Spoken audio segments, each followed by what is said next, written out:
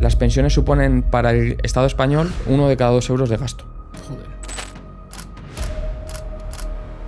Normalmente la crítica que veo de la gente así más mayor es, pero bueno, vosotros vivís mejor que lo que ha vivido las generaciones anteriores, tenéis de todo, tenéis pues, lo típico del Netflix, tenéis de todo. Pero yo siempre con esto digo, es que no es cuestión de lo que se tenga ahora, es cuestión de la tendencia. Los jubilados, los pensionistas fueron los únicos que tuvieron una apreciación del poder adquisitivo desde el COVID.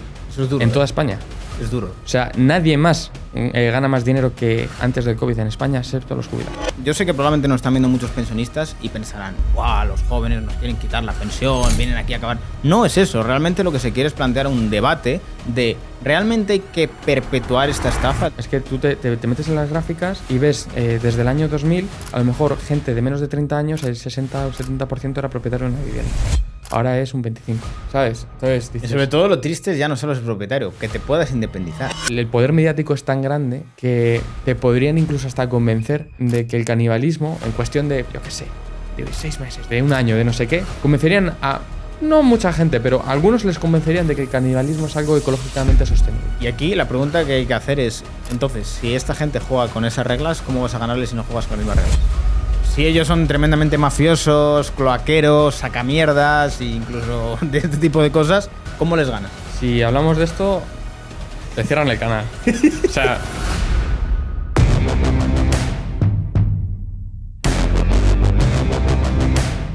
Y antes de continuar con el podcast, este podcast va a estar patrocinado por Locos de Wall Street, que ya los conocéis, del podcast que hicimos anteriormente, que tienen una formación que es básica de inversión en bolsa, pero han sacado también una formación un poco más avanzada sobre opciones. Al final en los mercados puedes ganar dinero en spot, es decir, comprando la acción simplemente y esperando para vender en el momento que tú consideres, o puedes utilizar las opciones que pueden permitirte que si una acción sube o baja, te beneficias de ello también, ya estando en corto o estando en largo. Esto te puede permitir hacer salidas de las opciones mucho más planificadas, acoplar tu fiscalidad y es una opción, digamos que un poco más compleja, pero para los que realmente ya estéis un poco más habituados en los mercados es muy interesante. Comentar que el programa tiene el aval de Bolsas y Mercados y además también de LWS Academy, por lo que podéis estar tranquilos y además os pondré en pantalla también todos los profesores que vais a tener. Así que no te pierdas la oportunidad de profundizar un poquito más en los mercados para los que seáis un poquito más avanzados con las opciones, que además las clases empezarán a partir del 7 de octubre. Así que no os lo perdáis. Y ahora sí, continuamos con el podcast. Muy buenos familia y bienvenidos un día más a Wall Street Wolverine. Vamos a tocar un tema bastante trascendental, que es el tema un poco de la batalla generacional que estamos viendo a nivel social, la boomercracia, que ha llamado Adrián.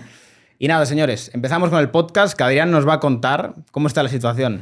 Pequeña presentación, Adrián, que nos conocemos de hace muchos años, pero para el que no te conozca, una pequeña intro. Bueno, pues nada, o sea, yo soy un poco una especie de diletante del mundo político. O sea, no me dedico absolutamente nada profesional a la política, ni a la economía, ni a la comunicación.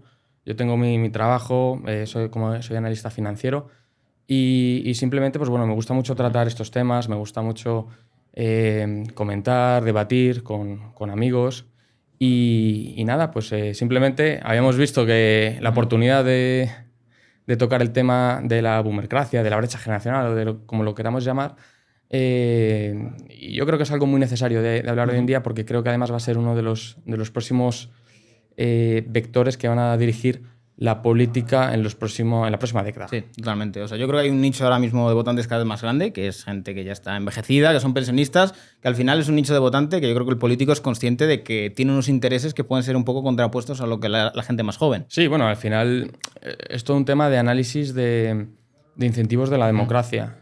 Tú tienes un país de 45 millones de habitantes aproximadamente, que es España, donde 10 millones más o menos son pensionistas. Entonces, claro, los intereses del político, ¿cuáles son? Son quedarse elegido durante los próximos 4 años, ¿no? Y esto pues, es algo que hemos visto en los últimos aproximadamente 40 años en el turnismo que ha habido, porque realmente ha sido un turnismo entre el Partido Popular y el Partido Socialista. Entonces, 40 años en los que, básicamente, desde los últimos 20, no hemos parado de ver un decrecimiento en el nivel de vida que es sensible a todos, especialmente a nuestra generación. Y eso también creo que provoca algunos tipos de frustración en nuestra generación, por lo que yo hablo también con muchos amigos de mi edad. Todos terminamos en confluir en que hay un sentimiento de frustración de que la gente no puede progresar económicamente. Y creo que eso es algo, muchos boomers Luego, si quieres, definimos qué es boomers, para aclararlo, que muchos boomers no entienden esa no capacidad de progreso económico que ellos sí que tuvieron. Yo también, en cierto modo, entiendo su parte porque al final crecieron en un mundo en el que realmente si te esforzabas tú te puedes ganar la vida. O sea, yo recuerdo a lo mejor lo que me podían contar mis padres o mis primos más mayores, que había una época en la que realmente había gente que dejaba de estudiar por dedicarse a la construcción y vivían muy bien. O sea, realmente podías hacerte una carrera profesional, vivir bien, comprarte una casa, un coche y tener prácticamente todo lo que podría querer una persona en España en ese momento, sin tampoco tener un empleo muy cualificado realmente. No, totalmente es lo que tú dices. O simplemente nos vamos al caso de pues, muchos abuelos de los que nos estarán viendo o escuchando en este momento.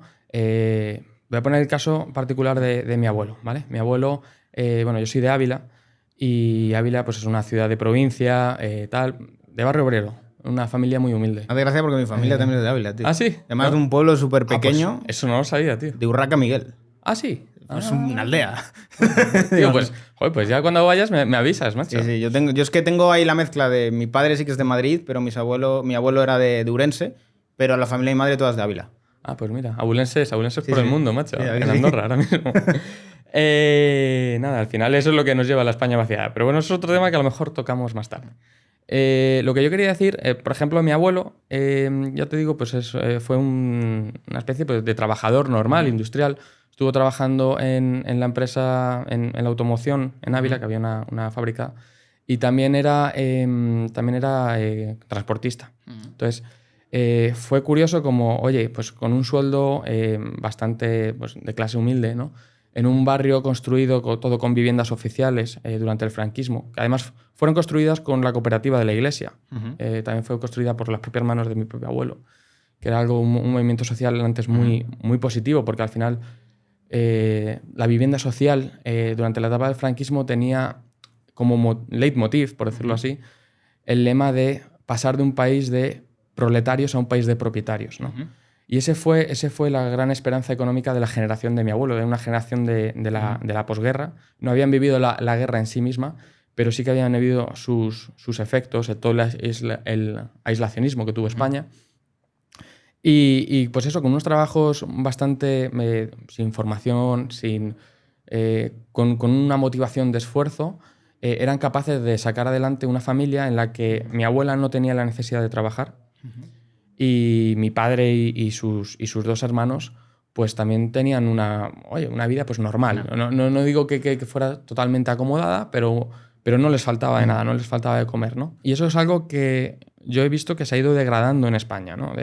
Sobre todo pues, en un momento cuando empieza a insertarse la mujer en el mercado laboral, te das cuenta de que ya las necesidades de vida o todo el dinero que necesitas para vivir ya no basta con que uno de los progenitores de una familia trabaje, sino que tienen que trabajar los dos. Entonces, poco a poco vas viendo cómo estamos como esa rana, ¿no? que poco a poco se va calentando el caldero y sin darse cuenta llega un momento en el que está hirviendo, ¿no? Y yo creo que estamos un poco entrando en esa situación en que todo va en un declive cada vez más acelerado. Yo hay una cosa que creo que es importante comentar y es que normalmente la crítica que veo de la gente así más mayor es, pero bueno, vosotros vivís mejor que lo que ha habido en las generaciones anteriores, tenéis de todo, tenéis pues, lo típico el Netflix, tenéis de todo. Pero yo siempre con esto digo, es que no es cuestión de lo que se tenga ahora, es cuestión de la tendencia. Es decir, tú a lo mejor venías de más abajo, pero tu tendencia es ir hacia arriba, es decir, cada vez vivías mejor. La tendencia de los jóvenes es hacia abajo, es decir, están acomodados porque se logró un punto de estado del bienestar muy bueno, pero la tendencia es a menos. O sea, no es que ellos tengan cada vez más, sino que cada vez tienes menos y cada vez yo creo que se normaliza más la pobreza, que le ponen nombres guays en la prensa y este tipo de cosas. No sé qué. Bueno, este verano he visto, no me acuerdo cómo se llamaba, pero vamos, querían romantizar el no ir de vacaciones, básicamente. O incluso yo estaba viendo compañías de bancos que ofrecían préstamos para que la gente se fuera de vacaciones, que es mío, Bueno, pero eso yo creo también es una parte muy del gen español de endeudarse también para contarle a los demás que te has ido de vacaciones. Claro, pero es que yo no sé cómo permite los reguladores que haya este tipo de publicidad, decir, te damos un crédito ya para que te vayas de vacaciones. Como, tío, es de primero de finanzas, no te cojas realmente un préstamo por algo que no te genera nada de Yo te voy a resolver la duda muy rápidamente. Mayor consumo, ¿qué genera? Más impuestos, ¿no? Sí. Más recaudación, ya está. Bueno, es que, quiero decir, es lo que tú decías, estamos viendo cómo cada vez los jóvenes se depauperan más, pero sin embargo la recaudación fiscal en España no deja de aumentar. Sí, es verdad. En los últimos 10 años, la recaudación por IRPF, que IRPF es realmente un impuesto al trabajo. Lo que pasa que, bueno, quien domina la retórica o quien domina la forma de llamarle las cosas, termina dominando de alguna forma la forma de pensar, ¿no? Porque, digamos, tú piensas en función de las palabras que utilizas. Sí. Entonces, bueno, este impuesto al trabajo lo que hace es ahogar una y otra vez a una generación que está muy empobrecida. Entonces estamos viendo como aproximadamente de todo el coste salarial que tiene un empleado, que no es el salario bruto, estoy hablando del coste salarial, es decir, lo que paga la empresa para que una persona trabaje, aproximadamente el 30% va a seguridad social, ¿vale? Es gracioso esto, Adrián, porque siempre me gusta el debate terminológico que sale a la izquierda diciendo no, pero eso también es del trabajador, eso no son impuestos. Como que tú le llames a algo que es un impuesto de otro nombre, eso no quiere decir que te lo quiten igual. O sea, te lo quitan igual. Totalmente falso. Y además, bueno, como comentaba antes, yo soy analista financiero y me dedico pues, a analizar pues, planes de negocio, empresas, todas estas cosas. Y realmente cuando tú haces un análisis de una empresa, tú no miras cuánto cobra en neto la gente, ni siquiera miras cuánto cobra en bruto. Tú miras, oye, ¿cuál es el coste salarial que me supone tener abierta este local? ¿Sabes? Y así es como se analiza financieramente en los negocios. Entonces, es totalmente absurdo eso de, no, esto no es de todo impuesto lo paga el trabajador. Todo, en todo momento. Entonces, realmente, al final viene a ser verdad la frase esa de que un mileurista es un 2000eurista atracado por el Estado. Porque es verdad. Y yendo al tema del mileurista, es que me hace mucha gracia, y además como tú eres prácticamente de la misma edad que yo, seguro que te acuerdas, cuando íbamos a primaria, había una palabra que se utilizaba muy despectivamente, que era precisamente mileurista, ¿no? Decía, este es un mileurista, no sé qué. En el 2004, qué sé yo, algo así, 2004, 2005. Y te das cuenta de que han pasado 20 años y es que no te hacen falta estudios económicos, o sea, es que lo percibes, ¿no? Han pasado 20 años y la vida es el doble de cara, el triple de cara en algunos casos, sobre todo en las cosas más baratas, que es lo que afecta a la gente que tiene menor renta. Y el salario medio de la generación, bueno, de los jóvenes, es 1.200 euros. Pero es que el salario medio es mayor que el salario mediano y que el salario modal. Es decir, que la situación es todavía peor que esos 1.200 euros. Entonces, pues sumado a la inflación. Sumado a la inflación, sumando a todo tipo de subida de impuestos. Que, de hecho, además, mira, me voy a atrever a hacer una predicción aquí en el podcast. Y es que creo que antes de 2 años, de hecho, yo diría casi que dentro del año que viene, vamos a empezar a escuchar ya una subida del IVA. ¿Sí? Estoy casi seguro. Joder. ¿Para equipararse con el resto de países europeos? Te lo va a pedir Europa, sí. Joder. Te lo va a pedir Europa. Estoy totalmente seguro. Lo de la Unión Europea, tío, yo llega a un punto que... Por una parte digo, los ingleses tenían razón, pero es que los ingleses tampoco han sabido gestionar luego mejor. Incluso han llegado más inmigrantes luego después. Sí, no. Y totalmente inmigrantes de fuera de Europa. Que, claro, o sea, es que el tema de la inmigración es un tema muy complejo. No toda la inmigración es igual. Y hay inmigración que es deficitaria para el Estado, para las cuentas públicas, y hay inmigración que es que aporta realmente, ¿no? Hay gente pues, que viene, por ejemplo, los europeos cuando emigran, y muchos españoles que estamos... O sea, tenemos un saldo migratorio que estamos mandando muchos españoles fuera. Aquello que hace 10 años o hace 10, 15 años se llamaba la fuga de cerebros, que ya no se escucha. Estamos enviando muchos chavales formados en el que el Estado ha invertido una gran cantidad de dinero para formarles, pagándoles la carrera o toda la educación. Por ejemplo, la educación, esto es un dato que seguramente mucha gente no lo sepa, pero toda la educación desde la primaria hasta el bachillerato, aproximadamente ¿cuánto crees que dirías que cuesta en la pública por alumno? Por cabeza. Por cabeza. Desde que entran hasta que salen. Desde primaria hasta final de la ESO, si no me equivoco. No sé, 15.000, así. 100.000 euros. 100.000, pero ¿cómo gestionan eso? 100.000 euros. O sea, es una barbaridad la cantidad de dinero que el Estado invierte. ¿Pero cómo se puede ser tan ineficiente, tío? Pues, tío, el PSOE y el PP. O sea, es que no hay otra explicación, porque son los que han estado en el gobierno durante tantos años. ¿Vale? Unos son los seguidores o la secta del Excel, de somos buenos gestores, que luego te das cuenta que tampoco es verdad. Y luego los otros son, no, nosotros conquistamos más derechos. ¿Pero qué derechos si no tienes la capacidad económica de tener derechos? O sea, si tienes que vivir prácticamente debajo de un puente, ¿eso es un derecho? ¿O me vas a vender la burra de que tener una vivienda es un derecho porque lo dice la Constitución, cuando es un argumento totalmente falso? No sé si entra aquí explicarlo, pero cuando en la Constitución se dice que la vivienda es un derecho, lo que se está diciendo es que el gobierno tiene que tener entre sus fines, por decirlo así, proporcionar una situación económica donde la gente pueda acceder a la vivienda. Pero en ningún momento se dice que todo español tenga derecho a tener una vivienda por el mero hecho de ser español. ¿Vale? Entonces, bueno, es totalmente continuo, así como los partidos políticos nos están todo el rato metiendo en unos discursos que totalmente nos alejan de la realidad y del foco. Y es que el foco son ellos. Lo que comentas esto de los inmigrantes es totalmente cierto, porque yo creo que nadie dice que la inmigración en sí sea mala, sino que lo malo es no establecer un filtro respecto a la inmigración que viene, porque tienes países que pueden estar literalmente llenos de inmigrantes, no sé, el caso, por ejemplo, de Andorra. Andorra. O Emiratos Árabes, por ejemplo, sí. que literalmente es más escandaloso, porque creo que en Emiratos Árabes solo hay un 10% de la población que es emiratí de ahí, realmente. Y país seguro, país próspero, país que funciona. ¿Por qué? Porque los incentivos de las personas que van a estos países es trabajar, ganar dinero y además hay un sistema legal que no incentiva en absoluto a vivir de las rentas, vivir del Estado y tampoco delinquir. Entonces tienes un filtro muy bueno. Y además también creo que en el caso de... A mí una cosa que me gusta mucho de Emiratos Árabes es que realmente creo que tiene un muy buen líder. Con todas las diferencias que podamos tener a nivel cultural, pero creo que tiene un buen líder que no mira realmente por el corto plazo, sino que ha cogido un país que era un puto desierto y ha estructurado un país con una visión de futuro que no va en el corto plazo de yo tengo petróleo o no. Quiere estructurar el decir yo quiero diversificar con turismo, quiero diversificar con startups, quiero diversificar también con un consumo dentro del propio país. Y eso es algo que creo que las democracias en Europa acusan mucho, porque tienen políticos cortoplacistas, resultados rápidos, sin un plan realmente en el largo plazo. Sí, no, es que es totalmente lo que señalas, porque al final la democracia crea esos incentivos perversos, ¿no? Y crea situaciones en las que, por ejemplo, un jubilado que tiene una pensión generalmente superior al salario medio o sobre todo mediano y modal de los jóvenes. Quiero decir, los jubilados, los pensionistas fueron los únicos que tuvieron una apreciación del poder adquisitivo desde el COVID. Eso es duro. En toda España. Es duro. O sea, nadie más gana más dinero que antes del COVID en España, excepto los jubilados. Entonces ves subidas como, pues, creo que fue el año pasado un 8,4%, si no me equivoco.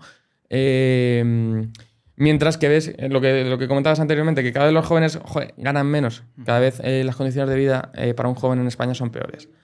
Entonces, claro, el jubilado pues tiene ese incentivo de votar de forma cortoplacista también por una propia ley de la naturaleza, de la esperanza de vida que tienen, ¿no? Es decir, oye, yo egoístamente quiero que me suban las pensiones, aunque vea que esto está costando muy caro a las generaciones nuevas.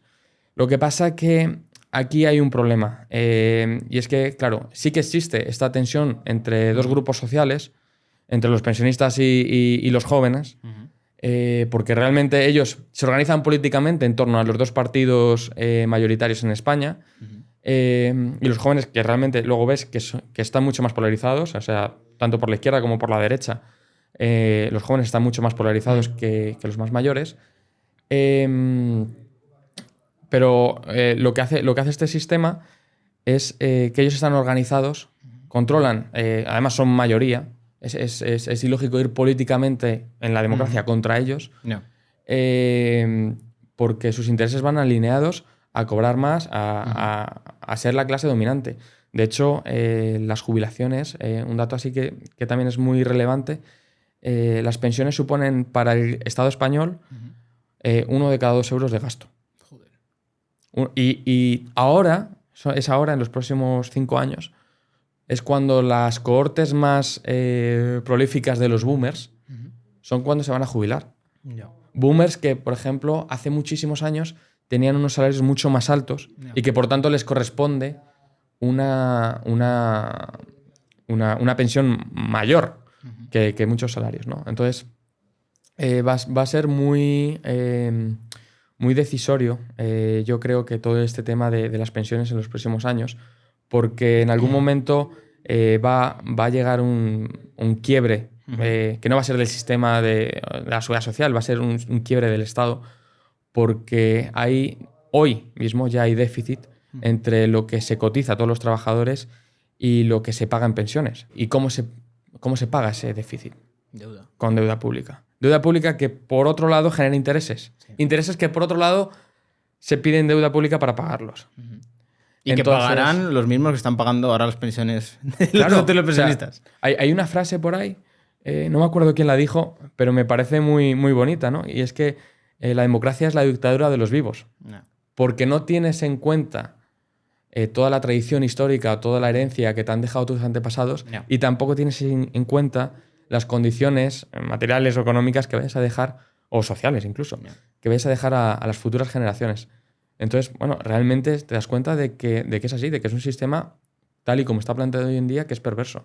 Yo creo que también hay que hacer una labor muy didáctica, sobre todo con el pensionista, porque yo sé que probablemente nos están viendo muchos pensionistas y pensarán, ¡buah! Los jóvenes nos quieren quitar la pensión, vienen aquí a acabar. No es eso, realmente lo que se quiere es plantear un debate de ¿realmente hay que perpetuar esta estafa? Es decir, el que a ti te hayan metido en esta estafa, que no es sostenible con la demografía actual y cómo está estructurado todo, ¿esto hace que el resto de las generaciones venideras también tienen que perpetuar esta estafa que todos vemos que no va a ningún lado? O sea, no se va a poner nunca sobre la mesa el decir hay que acabar con esto. Con esto no queremos decir que le vayan a quitar a usted la pensión. No, quiere decir que usted va a tener su pensión, pero nosotros no queremos colaborar en nosotros tener esa pensión. No queremos esa pensión. Queremos un sistema que permita que esto sea sostenible, que se puede también permitir que hay mucha gente que no lo sabe. O sea, yo creo que el problema de la gente es que cree que la única forma de tener una pensión es que el Estado te lo guarde, cuando en realidad el Estado te da un rendimiento bastante pobre, en términos generales. Si tú te cogieras el dinero que te coge el Estado, lo metes a lo que te sale a los cojones, al SP500, a un fondo indexado, a Bitcoin si quieres incluso, puedes tener un control tú de tus finanzas, tú decides cuándo compras, tú decides cuándo vendes, y si por ejemplo llegara una situación en la cual estás mal, tú puedes coger eso. Tú si estás mal no puedes decirle al Estado, dame el dinero que tienes de mi pensión. No te lo van a dar hasta que te lo tienes secuestrado prácticamente hasta que tienes ya casi 70 años. Y creo que esto es algo que la gente no es consciente. Es decir, tú, independientemente del Estado, puedes hacerte tu pensión, tú puedes coger tu dinero y ahorrar. O sea, no necesitas de eso. Hay muchos países que lo hacen así. Y yo creo que hay una parte cultural ahí que a la gente le cuesta esa parte de responsabilidad individual. Sí, y de hecho, o sea, ya, tú imagínate una persona que tiene, pues, la edad de jubilación ahora mismo es 65 años, ¿no? Aunque la siguen subiendo, yo creo. Bueno, sí, la irán subiendo y tal, pero una persona hoy de 65 años, ¿vale? Que ha estado trabajando 40 años, ¿vale?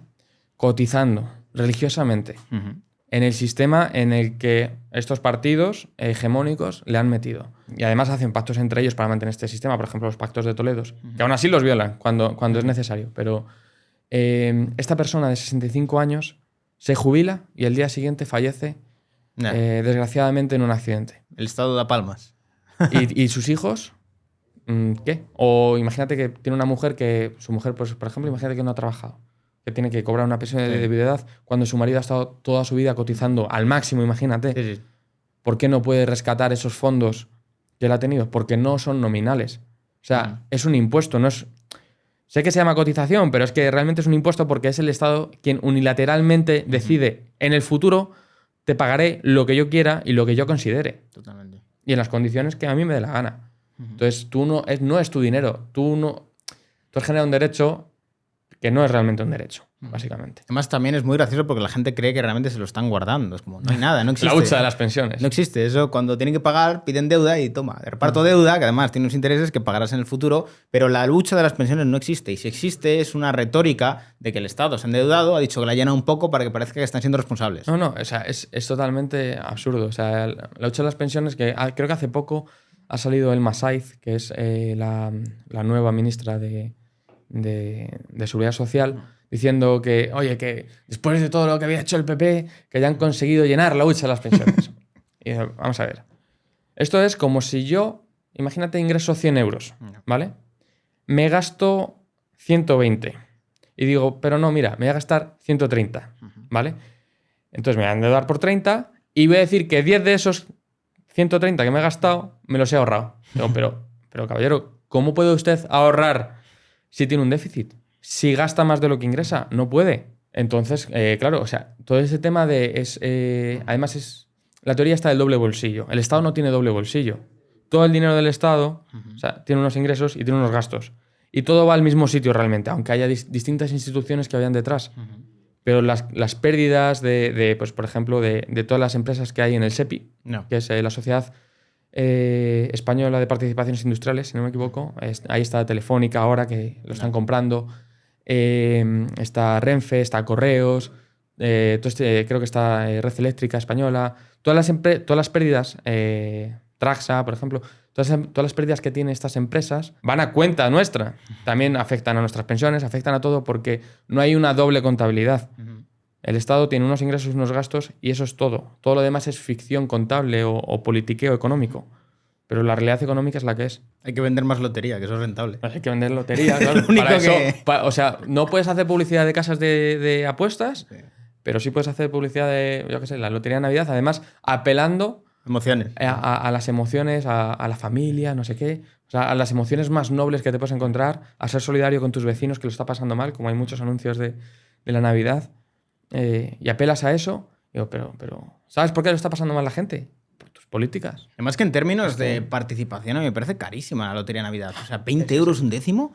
O sea, estamos locos. El puto euro millón por un euro, ¿sabes? Es un impuesto revolucionario. Es un impuesto revolucionario. Además, por ejemplo, es muy común dentro de las empresas, ¿no? Todos ahí.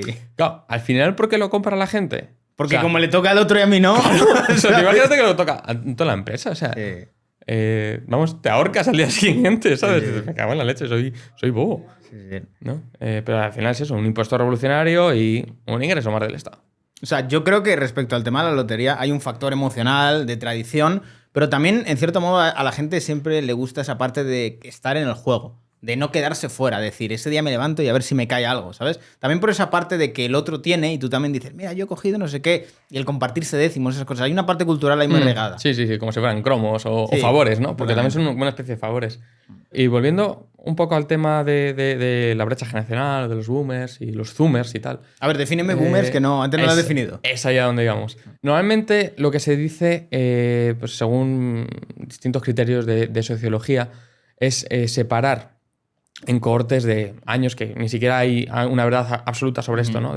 Pues del 75 al 84 son Gen X o lo que sea. Bueno, me da exactamente igual. A ti y a mí yo creo que nos pasa, porque en teoría somos más millennials, pero estamos casi en Z. Bueno, depende de la clasificación que mires. Hay gente que dice, millennial, zoomer. A mí me da igual, porque al final esos son solamente criterios académicos. O para hacer algún tipo de estadística. No influye en la realidad. Entonces, para explicar la realidad creo que es mucho más interesante buscar algún tipo de fricción o de cambio en la realidad de las generaciones, ¿no? Evidentemente no es lo mismo una persona que nació en el 45 que una persona que ha nacido en el 75, ¿no? Pero yo creo que el punto de fricción más claro que hay en España es 2008. Toda la gente que, desde mi punto de vista, tenía una vida económica, familiar y social más o menos estable, o sea, no que acaba de entrar en la hipoteca, no me refiero a esa gente, pero todos los que estaban antes, que tenían pues, sus negocios familiares o sus buenos trabajos y tal, evidentemente tuvieron que surfear la crisis económica, pero tenían una posición habían disfrutado durante mucho tiempo de un clima de crecimiento económico. Y toda la gente que ha tenido que planificar o montar su vida a partir del 2008 no ha tenido esa oportunidad. Y desde entonces, desde 2008, hemos visto como no ha habido evolución económica en España. Y sin embargo te vas a otros países, pues yo que sé, por ejemplo, de Asia o de donde sea, en Estados Unidos o... Bueno, te vas a Europa del Este, que ya hay países Europa que del Este, en... Polonia, Hungría, República Checa, donde por cierto estuve viviendo y es un país espectacular. Ves cómo nos han adelantado. O Estonia, me acuerdo además que creo que se reía...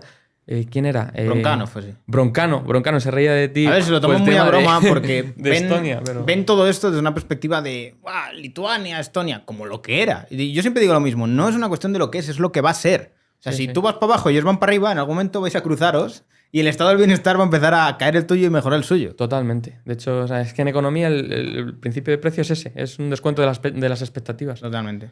Entonces, pues claro, al final, ¿qué pasa? Pues que países que son más serios que el nuestro tiene muchísimas cosas fantásticas. Yo tengo que en decirte, España, Adrián, pero- que yo todo lo que he viajado, no hay ni una sola persona que me haya encontrado en el mundo que no quisiera vivir en España. Les encanta España, España tiene cosas maravillosas, pero tenemos algún tipo de afición por ponernos piedras en el camino y no facilitarnos las cosas, porque realmente podríamos ser el mejor país del mundo, lo tenemos todo, Sí, realmente. sí, desde hace muchísimos siglos. Y es que muchas cosas que necesitamos y que tenemos, las buscamos fuera. O sea, yo qué sé, por ejemplo, todo el tema este que ha habido recientemente, bueno, hace no sé si fue 6 meses o así, de la revuelta de los agricultores. Sí. O sea, somos la huerta de Europa prácticamente. ¿Pero qué hacemos? No. Oye, en Europa tenemos que dejar entrar a los productores, yo qué sé, de naranjas de Sudáfrica, que no pasan los controles fitosanitarios que tienen que pasar nuestros agricultores en Valencia.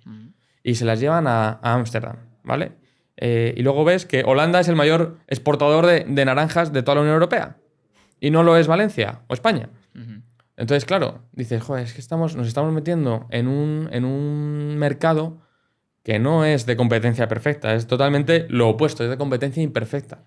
Y claro, eso al final, ¿qué? Pues va sumando una cosita, pues que si los productores de naranjas, que si la industria se deslocaliza en España para localizarse, pues a lo mejor en Tánger, como pasaba cuando entramos en la Unión Europea, o la industria automovilística, que somos la tercera potencia automovilística en Europa, después de Francia y Alemania, pues también se deslocaliza de España. Entonces vamos perdiendo un montón de empleos en el sector secundario, el sector industrial, que para mí es uno de los que más riqueza generan.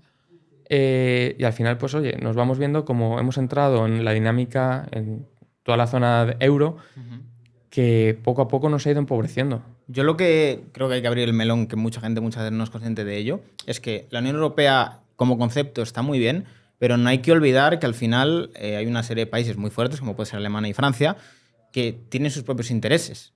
Y sus propios intereses no van a pensar en los de España ni en los de Portugal, sino más bien a la Alemania y al francés lo que le interesa es yo aglutino toda la industria, aglutino todo el negocio y vosotros sois Disneylandia de los europeos, ¿sabes? O sea, dedicaos a que la gente vaya a la playa y eso. Sí, sí. Y esto hay gente que debería ser consciente de ello, de que nos venden que la industria en España no tiene sentido, la agricultura en España no tiene sentido, pero en realidad sí que tiene sentido. Lo que pasa es que quieren que deje de tener sentido para enfocar a España en una posición realmente de tú eres el Disneylandia de Europa. Sí, no, y además es que tiene totalmente el sentido geopolítico, que muchas veces no es el sentido económico, muchas veces no juegan al mismo nivel.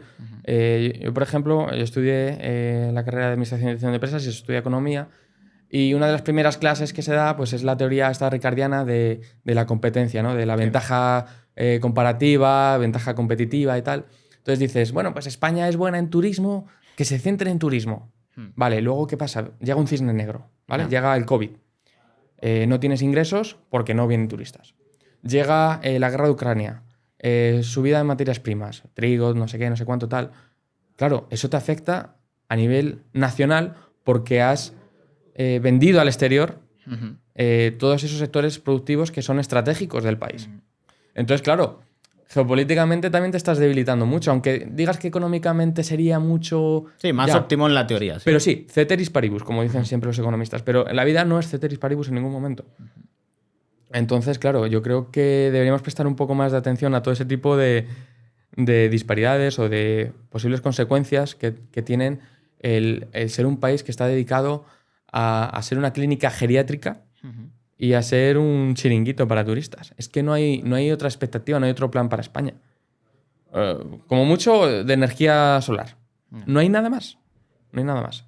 Realmente es triste porque luego en otra parte piensas, la gente que luego viene a España viene a retirarse. Viene de otros países con más poder adquisitivo a comprar las viviendas que los españoles no pueden comprar.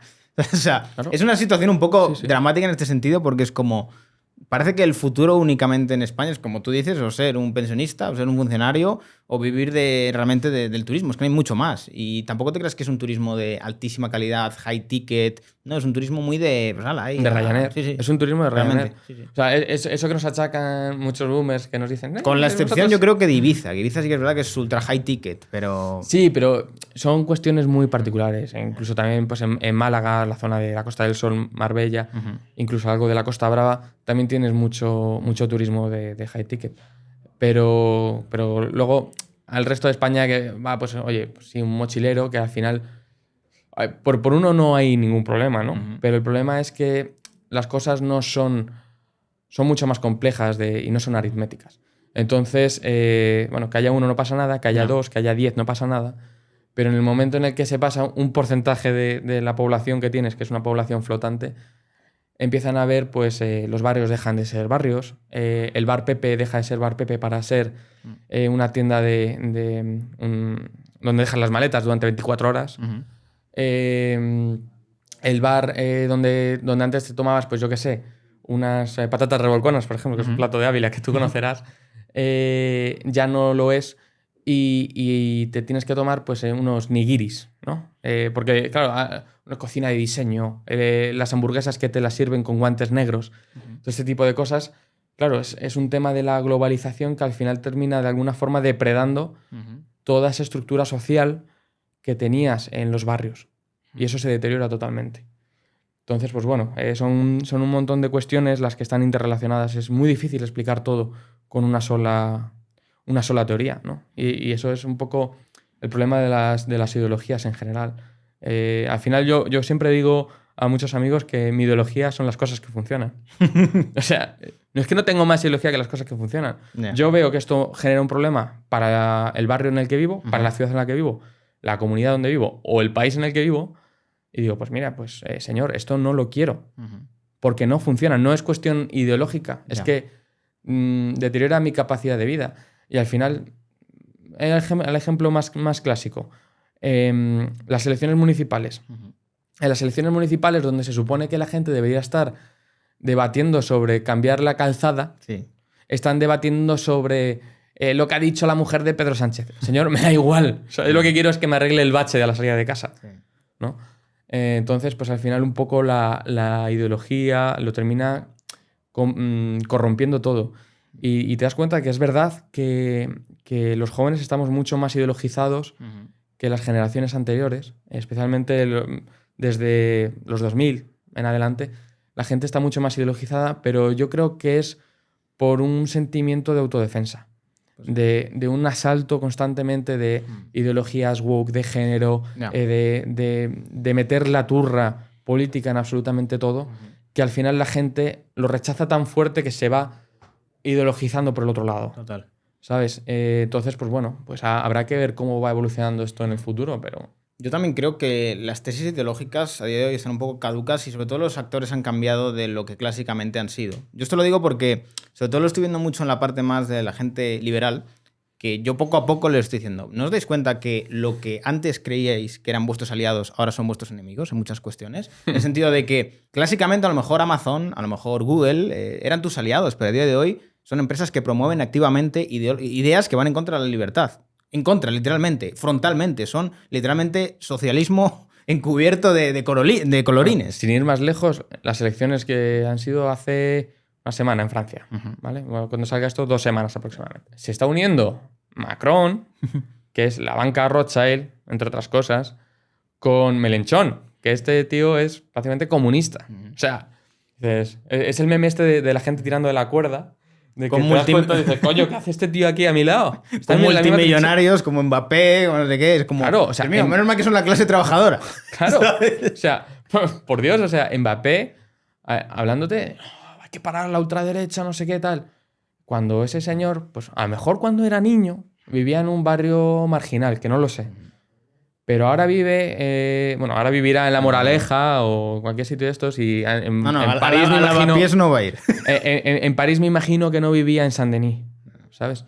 Entonces, claro, dices, oye, mira, es que tenemos un montón de gente que antes era clase media en España, que ya no existe, que España ya no es un país del primer mundo, que es un país del segundo mundo, porque la clase media está desapareciendo y la gente está empobreciendo su calidad de vida. Bueno, es lo que venimos comentando. O sea, te das cuenta y dices, cada vez hay más inseguridad, cada vez hay más presión fiscal, hay más empobrecimiento general de la gente y nula capacidad de ahorro, que eso es preocupante. Bueno, es que la nueva capacidad de ahorro implica la necesidad de endeudamiento. O sea, ves que el endeudamiento de las familias cada vez es más... Mientras no se compran casas. O sea que, claro, no te estás comprando una casa y te estás endeudando. ¿Eso qué significa? Que no llegas a final de mes. ¿Sabes? Porque antes, pues eso como te comentaba, los planes de vivienda que había en España durante el desarrollismo de Franco eran para otorgar a todas las personas una vivienda, ¿no? Eso que decían de ser propietario ya, ¿no? De hecho, también tenían otro lema que era, si no me equivoco, un propietario más, un comunista menos, o algo así. creo que eso lo decía José Luis Arrese. Pero es así. Es así. Entonces, ¿qué está pasando? Pues que al final realmente estamos yendo a una sociedad donde cada vez hay menos propietarios y absolutamente, o sea, quiero decir, la tradición de tener las cosas en propiedad se está perdiendo en todo. O sea, ahora los móviles también son por renting, los coches son por renting, las viviendas son de alquiler, todo es una suscripción, nunca tienes nada en propiedad. Y eso tiene sus cosas buenas, pero también tiene un montón de cosas malas, que es que al final no tienes patrimonio. O sea, yo siempre he dicho, y desde hace tiempo lo llevo diciendo, que el comunismo siempre se ha intentado implantar por la fuerza. De yo llego, ahí con el discurso de voy a quitarlo todo y te lo quito. Y eso siempre ha generado como cierta reacción de, ¡buah, esto es una tiranía! Pero si tú poquito a poco vas quitando, haciendo cosas que sean inasequibles, haciendo que la gente deje de tener incentivo a ser propietario de ciertas cosas, muy poquito a poco llegará un momento que la gente no tenga nada y será feliz, como se suele decir. Y es exactamente lo que se está haciendo. Y la gente no entiende que de la mano de todo esto van también las grandes corporaciones. No es como el comunismo de antes, de no, todo el Estado. No, está el Estado y las grandes corporaciones que son como casi nuevos estados que van de la mano de este Estado para protegerse ambos por varias partes y además el Estado protege lo que le interesa a las grandes corporaciones, es decir, yo tengo las casas, yo tengo los coches, yo tengo los patinetes, las bicicletas, me garantizas que nadie compita conmigo en este sentido, me garantizas que nadie tenga la capacidad de llegar a donde estoy yo y yo te perpetúo la guerra cultural dentro de lo que a ti te interesa, que es que la gente no te pida aquí menos impuestos. Al contrario, a mí me beneficia que la gente tenga muchos impuestos porque pone un techo a lo que pueden ahorrar. Y tú tienes más dinero y financias además mi negocio. Claro, totalmente. O sea, ¿a quién le beneficia la subida del, yo qué sé, del salario mínimo en España? A Jeff Bezos, por ejemplo. ¿No? O sea, quiero decir, si ya... pues desarróllame esto porque hay gente que no lo va a entender. ¿Por qué le beneficia a las grandes empresas? Vamos a ver. Tú imagínate, mercería Loli, ¿vale? La mercería de toda la vida de tu barrio. Que tiene unos costes, pues eso, cada vez superiores, la materia prima, los impuestos, y necesita una persona asalariada. Esa persona, Loli, a lo mejor no puede pagar tanto como una empresa multinacional como Amazon. O sea, también esto es un poco... yo aquí voy muy en contra de los liberales, en el sentido de que los liberales creen mucho en la competencia perfecta, en tal, no sé qué. Pero es que en el momento en el que Internet irrumpe, cambia el paradigma económico de toda la sociedad. Entonces, todos los liberales te dicen, no, es que pues, si no es rentable, pues es porque no puede competir, tendrá que bajar precios de alguna forma, no sé qué tal. Pero es que no puedes competir contra economías de escala como Amazon, no puedes competir contra Facebook. Yo estoy de acuerdo en que haya una libre competencia de mercado en un barrio en el que haya 10 bares de distintos Pacos, Manolos y Juanes, me da igual. Ellos sí que pueden competir en igualdad de condiciones, pero si imagínate que en ese barrio 9 de esos locales, de esos bares, son 100 montaditos o parecidos, el bar Manolo no puede competir contra eso, por propia economía de escala. Entonces, nos estamos dando cuenta como ahí está entrando otro problema, que es la concentración de capital, que yo creo que está teniendo. Porque sí, la gente se empobrece, pero ese dinero no desaparece. Ese dinero va a concentraciones de capital que ¿quiénes sustentan? Pues grandes multinacionales, grandes fondos de inversión. Por ejemplo, pues siempre en toda gran multinacional hay un fondo como BlackRock, Fidelity, Vanguard. Son los 3 fondos más grandes del mundo, quitando el fondo soberano de Noruega, el fondo soberano saudí, el fondo soberano de Qatar. Y estos 3 fondos, por ejemplo, es muy gracioso porque ¿quién es el mayor accionista de cada uno de ellos? Los otros 2. O sea, si te miras, y es que cualquier persona lo puede mirar ahora mismo, se va a mirar principales accionistas de BlackRock, Fidelity y Vanguard. Principales accionistas de Vanguard, BlackRock y Fidelity. Por si mi colega lo hace bien, sí. ¿No? En plan, claro. Ganamos todos. Claro, entonces, al final no sabes de quién es realmente la propiedad de estos fondos de inversión, pero sí que te das cuenta de que cada vez hay más desigualdad económica. Y la desigualdad económica no es buena.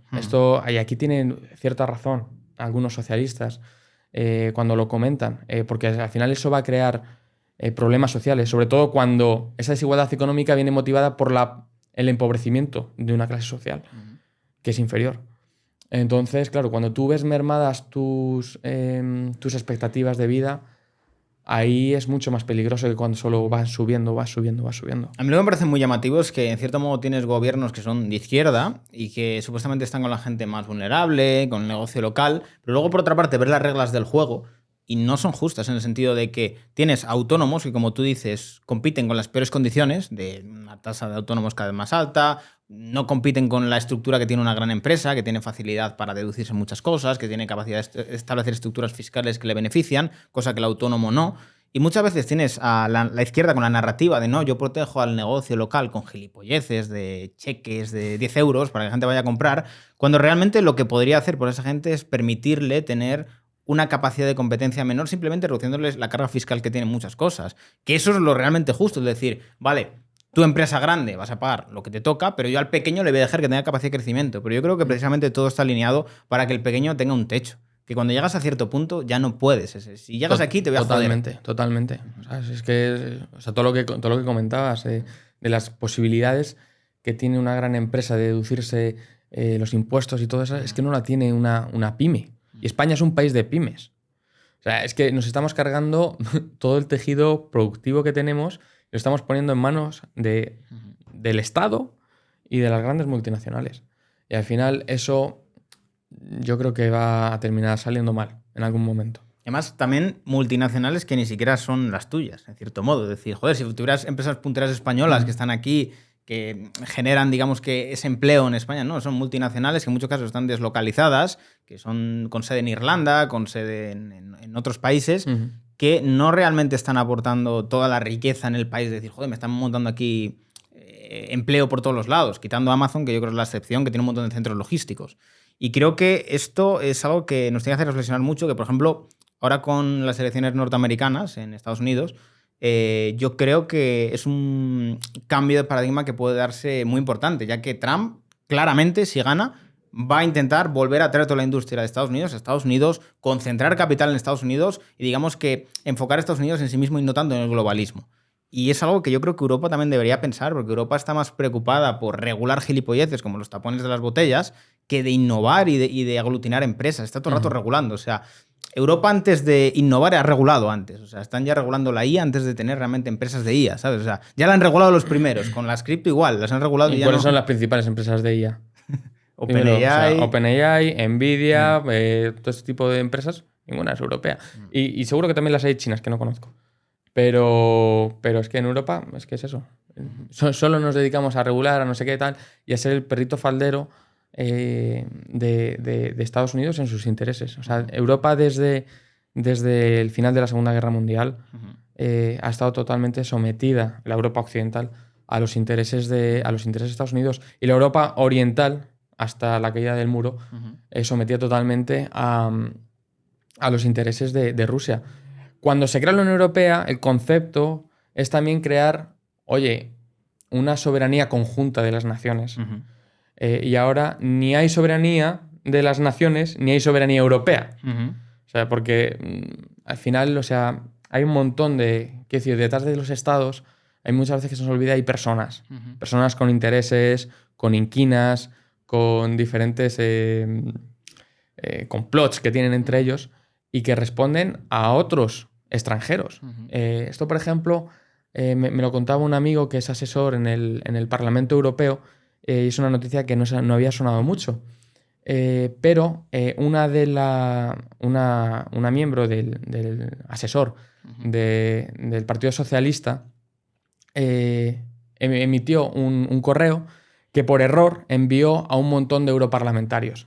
Ese correo iba dirigido a una persona, a una diplomática del gobierno cubano.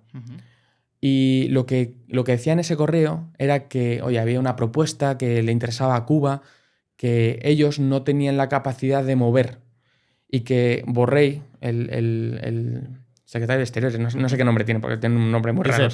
Josep Borrell. No, sí, o sea, me refiero del puesto. El Vale, puesto vale. que tiene, que es bueno, de exterior, es como el ministro de Exteriores de la Unión Europea o algo Es el así. burócrata más burócrata de España, yo creo. Exactamente. Es el más Bruselas. burócrata. Este correo decía, no, el gabinete de Borrell ya está informado de que no vamos a ser capaces de mover esto. Entonces, realmente es una prueba clara de que el Partido Socialista está promoviendo en Europa cuestiones que benefician a Cuba. Ujú. Igual que lo hacen para Venezuela, igual que lo hacen para Guinea Ecuatorial. Ahí hay un tema pues, muy interesante que la gente debería investigar un poquito más sobre qué ocurre, por ejemplo, con Plus Ultra, los diferentes vuelos, las maletas de Delcy Rodríguez cuando llega a España, que iba a Turquía, creo. ¿Por qué el Partido Socialista está tan interconectado con este tipo de países? ¿Qué hay Es el detrás? sueldo extra que se sacan por detrás. ¿Por qué Zapatero, según dicen las malas lenguas, tiene una mina de oro en Venezuela? ¿O por qué José Bono está viviendo en República Dominicana? ¿Crees que no hay intereses? ¿Crees que no hay un empresario, un caudillo del lugar que le diga, oye, quiero que me consigas esto en España, toma? Es que es muy gracioso porque la gente cree que el sueldo de la mayoría de políticos es el que está publicado en transparencia y demás, y es como, cabrón, tú no sabes la cantidad de favores que esta gente hace por detrás y se llevan por detrás sin que se entere nadie, o que les pagarán después cuando ya no estén. Sí, o simplemente en especie. Por ejemplo, salió hace tiempo la foto esta de Óscar Puente que conducía un coche que Clase no G. estaba a su nombre, un clase G, que ¿cuánto vale? 150.000, 200.000 Por ahí, euros, sí, ¿no? por ahí anda. Y dices, "Oye, este señor con el salario que tiene no le da, tampoco Un lo tiene eléctrico. declarado". Y además, claro, era de un amigo suyo que tiene una empresa que no sé qué, tal, una historia rara. Entonces, claro, esta gente no cobra muchas veces en efectivo, no cobra tal, o en la cuenta bancaria, sino que cobra a través de sociedades pantallas, de a lo mejor incluso de criptomonedas. También se utiliza las criptomonedas en este sentido. Entonces, pues bueno, pues te llegas a hacer muchas preguntas de, oye, esta gente que regula mi vida, ¿a los intereses de quién responde? No. ¿De los votantes? No. A los votantes solo les interesa mantenerles contentos lo suficiente. De llegan las elecciones, pues te subo un 8% en las pensiones y hay 10 millones de personas que me están votando. A mí ¿Sabes? una cosa que le va a hacer gracia a la gente, creo que me la contó Buxade, yo creo que me la contó, que era muy curioso que muchos europarlamentarios, de los de la movilidad verde, de impulsar el coche eléctrico y demás, cuando les tocaba desplazarse desde Bruselas a Estrasburgo al Parlamento Europeo, claro, siempre intentaban pedir que el coche fuera de gasolina. ¿Por qué? Porque si les ponían un coche eléctrico tenían que hacer una parada a mitad de camino para cargar y eso les hacía perder más tiempo. Entonces siempre intentaban presionar para tener el coche de gasolina porque así llegaban de una y llegaban antes de Bruselas a Estrasburgo, porque el eléctrico pues toca parar y toca cargarlo. Y me decía, fíjate qué curioso que esta misma gente que te va promoviendo la movilidad sostenible y demás, luego son los últimos en querer este tipo de coches. Claro, o sea, al final toda la clave está en quién se juega la piel, ¿no? En cuando, por ejemplo, Macron tiene un discurso belicista contra Putin, él no iría al campo de batalla. Sus hijos no irían al campo de batalla. Y los hijos de sus ministros tampoco. ¿Quién iría? El pobre francés que vive en un país que está en disolución total, en sustitución demográfica, también más empobrecido. Y es el que iría a las trincheras. En el caso de que todo ese belicismo que proponía Macron pues se llevara a cabo, ¿no? ¿Y por qué? ¿Por qué Macron tiene ese discurso tan belicista que no tienen otros líderes de la Unión Europea? Von der Leyen sí, pero otros no. ¿Por qué? Porque Francia tiene unos intereses geopolíticos muy importantes en África. Y el país que está empezando a dominar en África es Rusia y China. Entonces, claro, dices, tú me has tocado las narices en África y te va a tocar las narices en Ucrania. ¿Sabes? Entonces, claro, todo este tipo de políticos al final no van a asumir las consecuencias de sus actos en sus carnes. Que esto no era lo que pasaba antes en una monarquía. Tú sabías que el responsable era este señor. Y si todo te iba mal y el señor el rey que fuera o el gerifalte de la zona o lo que fuera, lo hacía mal, tú sabías que tenías que ir contra él. Ahora todo está mucho más diluido. La responsabilidad no se señala directamente a una persona. ¿vale? Sobre todo también tienes un incentivo a largo plazo, porque cuando no tienes que validarte en cierto modo cada 4 años, pues es como o las cosas van bien o la gente se levanta y me corta la cabeza. ¿Sabes? En Claro, algún momento. claro. Sí, sí. Y además, patrimonialmente, como también hay una parte que es tuya, esto, por ejemplo, lo explicaba, no sé si algunos seguro de los que nos escuchan conocen a Hans Hermann Hoppe. Sí. Siempre está bastante basado, es el de los helicópteros. Es el de los helicópteros y los comunistas. Sí. A ver, para el que no tengo ni idea, es un hombre que, digamos, ¿cómo lo llamaba? Tiene un término muy específico. Que hay que... Era como sacar de la physical removal. Sí, es physical removal, tío. Explícame eso, por favor. Bueno, esto lo coge de Pinochet, de una cosa que se llama los vuelos de la muerte de Pinochet. Cogía helicópteros y hacía crímenes, evidentemente. Cogía a delincuentes o comunistas que habían estado en contra de él cuando él dio ese golpe de Estado en Chile y iban volando hacia el mar y tiraban a los comunistas desde el helicóptero y volvían. Entonces se llamaban los vuelos de la muerte.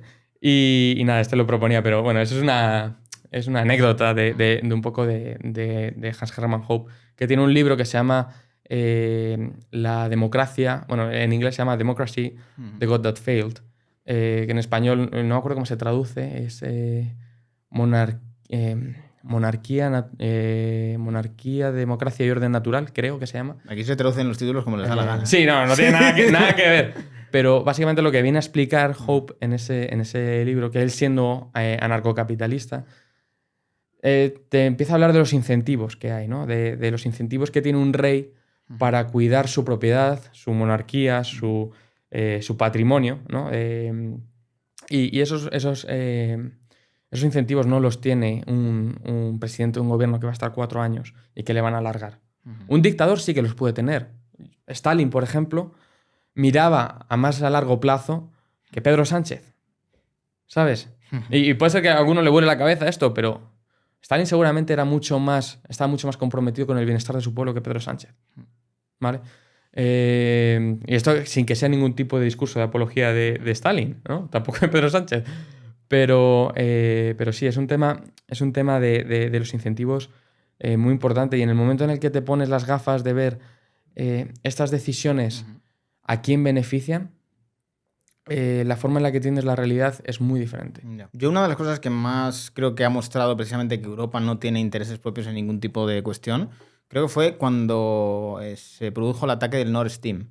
O sea, realmente algo que directamente afecta a los europeos al día siguiente, Europa hace como, no he visto nada, o sea, no sabemos qué ha pasado, ¿no? Nadie sabe qué ha pasado. Es como, permites a Estados Unidos que vuele este gasoducto, que va a afectar directamente a los europeos, va a generar una inflación de la hostia, porque Estados Unidos quiere hacer una acción de guerra. El mayor atentado climático de la historia, ¿cierto? O sea, mucho más que el Prestige, que no sé qué, que eso nunca se dice con todo el tema del discurso climático.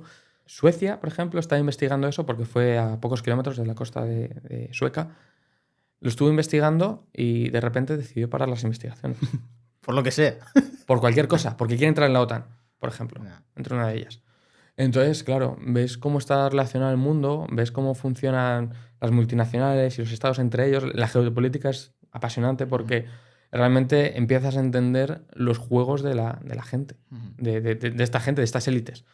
Entonces, pues bueno, es realmente alarmante. Pero bueno, yo creo que nos estamos desviando un poco del tema de la brecha generacional. Hay que volver. Estamos hablando aquí de todo. De todas maneras, esto que comentabas a mí me parece muy interesante porque yo soy muchas veces muy partidario de hay que ser realmente objetivo con la geopolítica, en el sentido de, por mucho que tú vivas en un país que es de la OTAN y evidentemente vas a tener toda la propaganda pro-OTAN, hay que ser justo con cada país, en el sentido de, ¿Rusia ha tenido cosas malas? Las tiene. ¿Ha tenido cosas que no son tan malas? También. ¿Putin es el diablo? No. ¿Biden es el salvador del mundo? No lo es. O sea, hay una serie de intereses contrapuestos de ambos países que llevan este tipo de conflictos, pero que puede ocurrir con cualquier cuestión. O sea, yo recuerdo la época de Trump, que se pintaba estas negociaciones duras de Trump con Corea del Norte, con China y con otros países como si esto fuera algo malo, cuando realmente lo más malo ha sido la debilidad de Biden, que ha llevado a guerra realmente, porque realmente los mayores donantes del Partido Demócrata son armamentísticas y que les interesaba esta guerra, les interesaba que hubiera conflicto, porque es más negocio.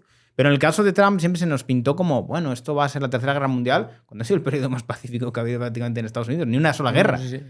Vamos, yo creo que en los últimos creo que sacaron la estadística, no me acuerdo si fueron 80, 40 años o algo así, los últimos 80, 40 años de presidentes de Estados Unidos, el único que no había tenido una guerra era Donald Trump. Pero bueno, ya sabes cómo funcionan los medios en España de pintar a todo lo que pueda sonar disidente respecto al discurso hegemónico como el diablo. Y te hablo, y aquí quiero romper casi una lanza a Pablo Iglesias también le ha pasado. Lo que quieren hacer el poder mediático es mantener el status quo. Sí. Y, más o menos están 50 y 50 siempre. Siempre están 60-40 o 40-60, según quien gobierna. No. Ahora mismo están más 60-40 a favor del PSOE que del PP, porque es el que está gobernando, es el que tiene el poder al fin y al cabo. Y además el que les quiere meter un puro con el tema este del fango, no sé qué, no sé cuánto, todo el discurso político. Pero en el momento en el que gobierne el PP o en el que, por ejemplo, los medios huelan que va a ser el PP el que va a gobernar, pues cambian de bando en un momento, ¿sabes? Yo creo que frente a esto, ayer hubo un cambio totalmente radical, yo creo que en el panorama político, porque yo creo que por primera vez, yo creo que en mucho tiempo, por ejemplo en el caso de Vox, ha roto los gobiernos que tenía en las comunidades autónomas con el PP por un tema político, cosa que yo creo que ningún partido estaba acostumbrado a hacer llegar a este punto de ruptura. Y creo que precisamente lo que le pasó a Pablo Iglesias en su momento es que de inicio se percibió como un ente revolucionario, Podemos en sí. Podemos llegó al gobierno, una vez llegó al gobierno se convirtió en la muleta del PSOE, entró en este sistema de estar en el poder y para permanecer en el poder acabaron vendiendo, digamos, lo que en algún momento vendiendo sus valores. Efectivamente. Totalmente. Y es un poco lo que yo ayer lo comentaba un poco respecto a lo que ha hecho Vox, que es lo que no hay que caer porque es cuando ya te matan como partido. Si tú te conviertes en la muleta del bipartidismo, te conviertes en el bipartidismo, dejas de tener... ¿Para qué voy a votar al ciudadano del PP? Totalmente. Vota al PP, ¿no? El punto es que yo también creo que si realmente Vox representara un peligro real contra el PP no tendría problema en aliarse con el PSOE para intentar, digamos, que aislar a Vox. O sea, lo hemos visto en Francia y creo que ocurriría. Bueno, quiero decir, no solo en Francia, lo hemos visto en Europa. O sea, von der Leyen, que es el Partido Popular Europeo, gobierna con apoyo de los socialistas europeos, del PSOE de Europa, por decirlo así. Claro que entre ellos, si se ven amenazados, se van a proteger. No. O sea, es que yo creo que no dista mucho la situación del PP-PSOE en España, no dista mucho de lo que había en España con el turnismo de Cánovas y Sagasta. Es, un reparto de poder, tal. Lo que pasa que uno de esos actores políticos tiene una tradición o una fuerza ideológica que el otro no tiene. El PP es seguidista ideológicamente del PSOE. Y de hecho, posturas del PSOE de hace 30 años hoy serían consideradas de ultraderecha por el propio PP. Y además fue muy curioso, por ejemplo, durante las campañas de las europeas, que Feijóo dijo, esto es un plebiscito contra Sánchez. Plebiscito contra Sánchez, 2 días después, negociando Sánchez en Europa con el Partido Popular Europeo para hacer presidente otra vez a Ursula von der Leyen. ¿Dónde está? ¿Dónde está la separación de poderes? Lo estamos viendo ahora pues, con el asalto al Poder Judicial, el Ejecutivo, todo cada vez está más corrupto. Y es algo que yo creo que es palpable por cualquiera de los ciudadanos que esté más o menos pendiente de lo que está ocurriendo. Entonces, pues oye, te quedas ahí con ese sinsabor en la boca de que ves que, por ejemplo, Vox renuncia o rompe los pactos de gobierno que tiene con el PP en las comunidades autónomas porque le dice, oye, mira, mis votantes me han votado para no traer amenas y repartirlos por las comunidades autónomas. Entonces, yo no puedo aceptar eso. Tengo unos valores que tengo que defender. Entonces, si quieres pasarte tus valores por el pito del sereno y traicionar a tus votantes, puedes hacerlo lo que quieras. Pero yo no cuentes conmigo, ¿no? ¿Y cuál es el discurso que nos encontramos en los medios? Por ejemplo, Federico Jiménez de los Santos.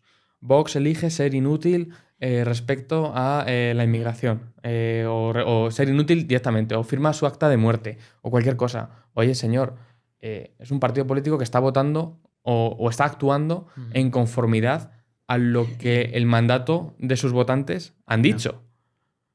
Entonces, claro, es que cuando tú tienes un sistema político en el que el honor y la palabra ni se divisan, claro, pues sí, puede parecer un suicidio político, pero realmente lo que están haciendo es ser coherentes. Y te lo venden como, no, hay traicionado a sus votantes. Pero señor... Pero bueno, así estamos en ese nivel político en España. ¿Crees que esta boomercracia de la que hablas va muy de la mano también de lo que llamamos en redes sociales el PSOE State of Mind? Yo diría que totalmente sí. Sí, porque es muy difícil debatir racionalmente con mucha gente en España. Porque en cualquier momento te sacan los discursos políticos de turno, los mantras de... No, esto... Mira, por ejemplo, trajiste a Rescue You. Los vídeos de Rescue You es que son el principal alegato contra la democracia en el mundo. O sea, pero, o sea, ¿cómo puede ser que esta persona con estas capacidades elija lo que yo tengo que hacer o mis condiciones de vida?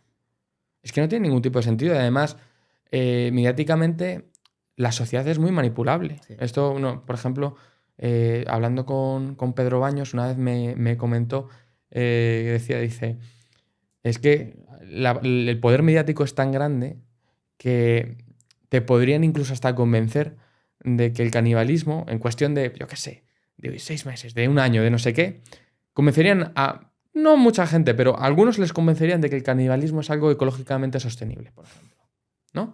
Y no me parece una locura que exista ese tipo de manipulación, porque es que es verdad.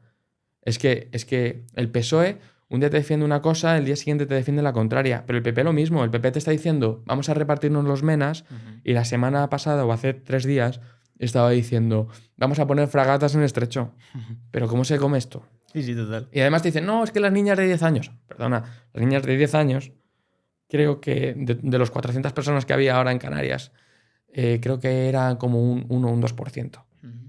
Que sí que serán, pues eso, pues 4, 5, 20, no más, menores, muy menores, que estaban allí en España.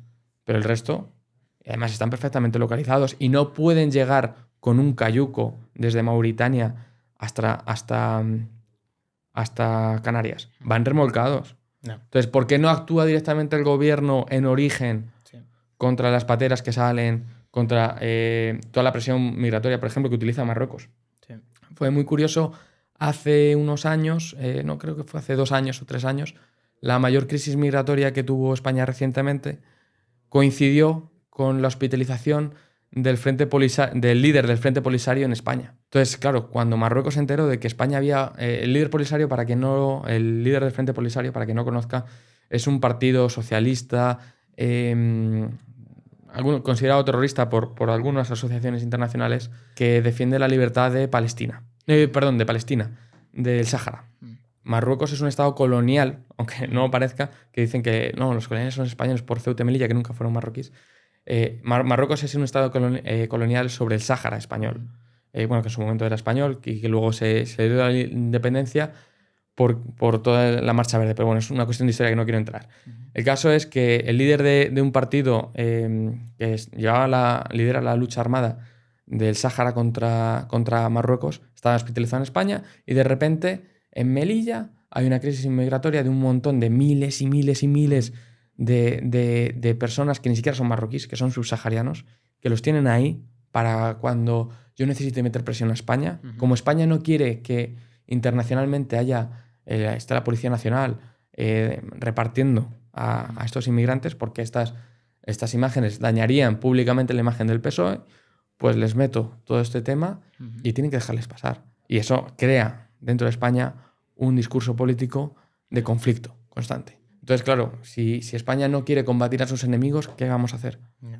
Si nadie quiere, por ejemplo, poner los ojos sobre el 11M y quiénes fueron sus actores, que hay mucha gente en el poder en España que lo sabe. No, nos preferimos engañar y nos preferimos decir que era Al-Qaeda. Ese atentado no está organizado por un grupo de terroristas como Al-Qaeda. Ese atentado, además que lo decía públicamente Jaime Mayor Oreja, ministro del Interior, no durante ese momento, pero ministro del Interior del PP, decía, ese atentado no fue organizado por un grupo terrorista, fue organizado por servicios secretos. ¿De qué países? Todos lo sabemos, pero nadie lo quiere decir y nadie quiere investigarlo. También se habla mucho de Carrero Blanco. No, de Carrero Blanco y la CIA también se habla, claro. Pero ¿tiene sentido geopolítico? Sí. ¿Tiene sentido que Kissinger se reuniera el día anterior con Carrero Blanco por un conflicto que había durante la guerra del Yom Kippur y que Carrero Blanco no quería dejar, porque creía en la soberanía de España frente a Estados Unidos, como también Proyecto Islero y otras cosas, quería pues eso, mantener esa soberanía y que en España no dependiera totalmente de Estados Unidos y que Estados Unidos no hiciera lo que quisiera en España. Algo tendrá que ver, digo yo, porque la ETA no creo que fuera capaz de montar ese tipo de atentados, y pues, sobre todo poniéndolo en contraste o en comparación con todos el resto de atentados que son, pues, por decirlo así, atentados de poca monta. Una bomba en un coche, una bomba Lapa, un secuestro. O sea, son de novato, por decirlo así. Lo de Carrero Blanco no. Entonces, ¿quién está detrás de eso? ¿Quién está detrás del 11M? No Yo lo creo que creo. realmente aquí se ve mucho la parte de...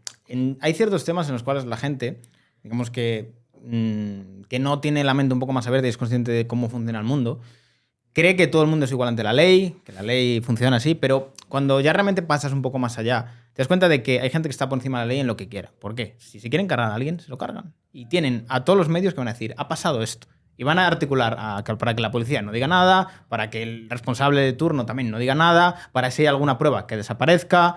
Y creo que esto es algo que, en cierto modo, le quita mucha esperanza a muchas personas, en el sentido de decir, si yo me paso de cierto punto, me pueden pasar cosas. O puede que me monten un escenario en el cual yo acabe en la cárcel de alguna manera sin haber hecho nada, realmente. Y creo que este tipo de cuestiones ya trascienden mucho más de lo nacional incluso. O sea, que ya hay una serie de cuestiones de que si tú te metes en los intereses de personas que son peligrosas y que tienen mucho poder, es difícil lidiar con eso. Porque al final, si te quieren demonizar, te pueden demonizar. O sea, yo lo he dicho siempre. Cualquier persona con un discurso incómodo para los medios, en algún momento van a buscarle cualquier cosa para hacerle parecer el diablo. Y la mayoría de gente se lo va a creer. Porque son así. O sea, realmente, lo que comentabas antes de que la gente es muy, muy manipulable, en general es porque dominan el miedo que tienen. O sea, a la gente le da miedo no encajar. Entonces, si los medios dicen que tú, si piensas de una manera, los demás te van a señalar, la gente se adapta. Y muchas veces de manera totalmente irracional. No porque lo piensen realmente, sino porque creen que si dicen eso, los demás les van a aceptar y no les van a criticar, les van a ver como mala gente. En cambio, si ellos dijeran ciertas cosas, es que eres racista, es que sos xenófobo. Entonces se anulan a sí mismos como personas, adaptan una personalidad que les han dado los medios y repiten como loritos. Solo tienen el relato, no saben por qué lo piensan. Incluso entran en disonancia cognitiva y ahí se quedan pensando en plan de... pues no sé, pero es que no. Se quedan en total disonancia cognitiva porque controlan su miedo. En el momento que esa gente pierda el miedo a ser señalada, y por eso yo digo muchas veces que tenemos una parte muy importante de cerrar filas y cuando ataquen a uno, defenderle. ¿Por qué? Porque nosotros estamos muy acostumbrados a que le han funado a uno y nadie va a defenderle, nadie va a ayudarle. Yo, por ejemplo, hacía un alegato a lo que le está pasando a Iker Jiménez. Iker, en este sentido, es el de los pocos que está teniendo huevos en la televisión, prácticamente casi en prime time muchas veces. A mí me sorprende que le dejen decir esas cosas, sinceramente. Yo tengo que decirte que le ha tenido que echar muchos huevos y, en cierto modo, creo que no valoramos lo suficiente lo que hace. Y en este sentido creo que hay que cerrar filas como hace la izquierda, tío. O sea, sale Inés Hernán diciendo gilipolleces en televisión, la cancelan y viene el puto Pedro Sánchez a decir, ánimo Inés, eres un icono. Fíjate la diferencia. En la derecha es como, están matando a uno. Le dejamos ahí, a la suerte. Y creo que empezar a tomar esa mentalidad, porque lo que ocurre es que ellos se protegen, generan una narrativa, véase Jenny Hermoso, todo esto, y al final ganan porque están mucho más juntos y se protegen entre ellos. Que luego, a ver, están juntos de cara a la galería. Sí, luego en casa se lava la ropa, entre ellos. Y el PSOE es un partido que no perdona. O sea, y que yo sé que tiene algunas prácticas bastante cuestionables. De hecho, sé un caso de una persona que trabajaba para el PSOE y terminó a malas. Y me lo contaron de primera mano. Salió a malas con el PSOE tal, y estaba empezando a hablar muy mal de algunas cosas, de algunos trapos sucios. Hostias. Llegó un día a su casa y en su casa había una caja, una pizza y una rosa. Ahí lo dejo. Como aviso, ¿no? Ya está. O sea, como la película del Padrino. Lo de la cabeza del caballo, que se encuentra el caballo en las sábanas y tal. Oye, es que muchas veces, además eso es algo que es muy común en este tipo de cosas, es que no tengo que acabar contigo, porque además eso va a suponer más problemas a mí, después de que yo acabe contigo, ¿no? Pero simplemente te tengo que avisar y te tengo que meter el medio en el cuerpo. No. Y hacerte consciente que tengo la capacidad de hacerte daño. No. ¿Sabes? Entonces, claro, ya ahí eres manso como nadie. Y ya no vas a volver a tocar las narices donde no debes. Y aquí la pregunta que hay que hacer es, entonces, si esta gente juega con esas reglas, ¿cómo vas a ganarle si no juegas con las mismas reglas? Si ellos son tremendamente mafiosos, cloaqueros, sacamierdas e incluso de este tipo de cosas, ¿cómo les ganas? Si hablamos de esto, te cierran el canal. O sea, yo creo que es algo que deberíamos revisar porque Yo es que no hay una solución. Yo te lo digo porque muchas veces yo noto en la derecha como un complejo de yo soy mejor que ellos y como soy mejor que ellos, no hago esto. Pero es que si no lo haces, ganan, ¿sabes? ¿Sabes? Hay un filósofo, un intelectual, bueno, no sé si le gustará que le llame intelectual, español, que se llama José María Marco, que tiene un par de artículos, lo podéis buscar por ahí, que hace un psicoanálisis, por decirlo así, un análisis clínico de las ideologías en España, como una especie de comparación, ¿no? Tiene un perfil. Sí, y dice, oye, mira, la izquierda actúa con una personalidad psicológica de psicópata, de no tengo remordimientos, intento agradar a todo el mundo, cuando no me importa, o sea, no tengo realmente una empatía por los demás, es todo de cara a la galería, y no me importa actuar, digamos, en contra de aquellas personas con las que he podido tener algún tipo de relación. Totalmente psicópata. Y la derecha sobre todo tradicional en España, es decir, el PP, si es que ya es derecha, tiene un perfil neurótico de soy culpable de absolutamente todo, de todo el rato te tengo que estar pidiendo disculpas por absolutamente cualquier cosa, aunque yo no tenga la culpa, ¿no? Y justificándote. Ay, perdón, no sé, justificándote todo el rato, diciendo no. Hoy veía a Juanma Moreno diciendo, no, es que nosotros, ¿cómo no vamos a traer a los menas si tenemos un corazón así de grande? Decía. Además, el asín para conectar ahí con el votante de campo de Andalucía. Y digo, pero señor, o sea, no sé, y justificándose todo el rato, cuando al final te terminas justificando es porque crees que hay un fondo de culpa en ti y por eso te justificas, no te justificas por otra cosa. La izquierda no tiene ese sentimiento de culpa y va a cara de perro. Por ejemplo, el presentador, ¿cómo se llama? ¿Qué? Sí. El de... ¿Cómo se llama el programa este que tiene? Antes era La Vida Moderna, luego, bueno, otro. Sí, uno de estos de la SER. Hace poco diciendo en prime time, vamos a llenar la Cruz del Valle de los Caídos de dinamita. Y a ser posible la vamos a dinamitar en un domingo, para que haya más gente. Y las piedras que sobren se las vamos a tirar a los curas, que son unos pederastas. Señor, o sea, claro, y esta gente no tiene ningún tipo de remordimiento por eso. Lo peor es que no he visto lo que dijo antes de eso. Habéis visto solo esa parte, pero antes de eso dijo, mira, estamos terminando la temporada del programa y no hemos recibido todavía ninguna denuncia de abogados cristianos. Y decía, pero es que cada vez que nos meten una denuncia, nos sale a cuenta porque la publicidad que nos da compensa lo que tiene que pagar la SER por luego la multa de todo esto. Dice, entonces, antes de terminar la temporada, quiero que abogados cristianos nos denuncie. Y como vamos a conseguir, nos denuncie. Y entonces dijo eso. Oh, no sabía eso. Sí, ese es el contexto un poco de como cada vez que digo una puta barbaridad me hacen mega viral, luego me denuncian, da igual, pero luego la SER le compensa que pagarlo. Lo dijo por eso. Aquí estamos hablando de él, pero bueno. Sí. Y luego encima, lo peor de todo es que nosotros somos los que pagamos esa multa a través de nuestros impuestos. Pero bueno, es el juego de España. Esto te quiero abrir también un melón que es muy interesante, porque tenemos la parte de los pensionistas, que crece y cada vez es más un nicho de votantes, pero yo el otro día hice un análisis sociológico, tío, que me parece muy interesante, y es, de alguna forma, creo que el feminismo también es una capacidad de fidelizar a muchos votantes. ¿Por qué? El feminismo a largo plazo hace profundamente infelices a las mujeres y las convierte en charos. Y ahí entramos en el melón de la charocracia. La charocracia, el conseguir una mujer resentida de por vida y enfrentada con el mundo y enfadada con todo, es un votante del PSOE de por vida. Entonces, si tú coges a las mujeres, les inyectas, digamos que el gen charo desde pequeña, empiezan a crecer y se convierten finalmente en charos, o sea, tienes un votante de por vida. Y esto se está minusvalorando mucho, realmente. Sí. Es totalmente cierto. Y además, pensándolo así un poco mientras hablabas, también la disciplina del voto es algo que creo que es muy, muy interesante. De que, por ejemplo, esto de lo que hablábamos antes de la brecha generacional, los boomers, y la dialéctica de clases, que ya no es realmente, ya no es la economía lo que lo que determina a qué clase perteneces, sino es tu identidad, ¿no? O sea, pues por ejemplo, si tú eres un chico heterosexual de tradición católica, seas practicante o no, y joven, pues perteneces a una clase social que está en conflicto permanente con las mujeres, con los boomers, con, yo qué sé, con los que no son cristianos, los que están en contra de la tradición. Claro, entonces, al final lo que hace la izquierda es totalmente... Todos los discursos los convierte en una dialéctica de clases, que es así como ellos pueden ganar y como pueden permanecer en el voto. Y todo este tema de la disciplina del voto, ¿no?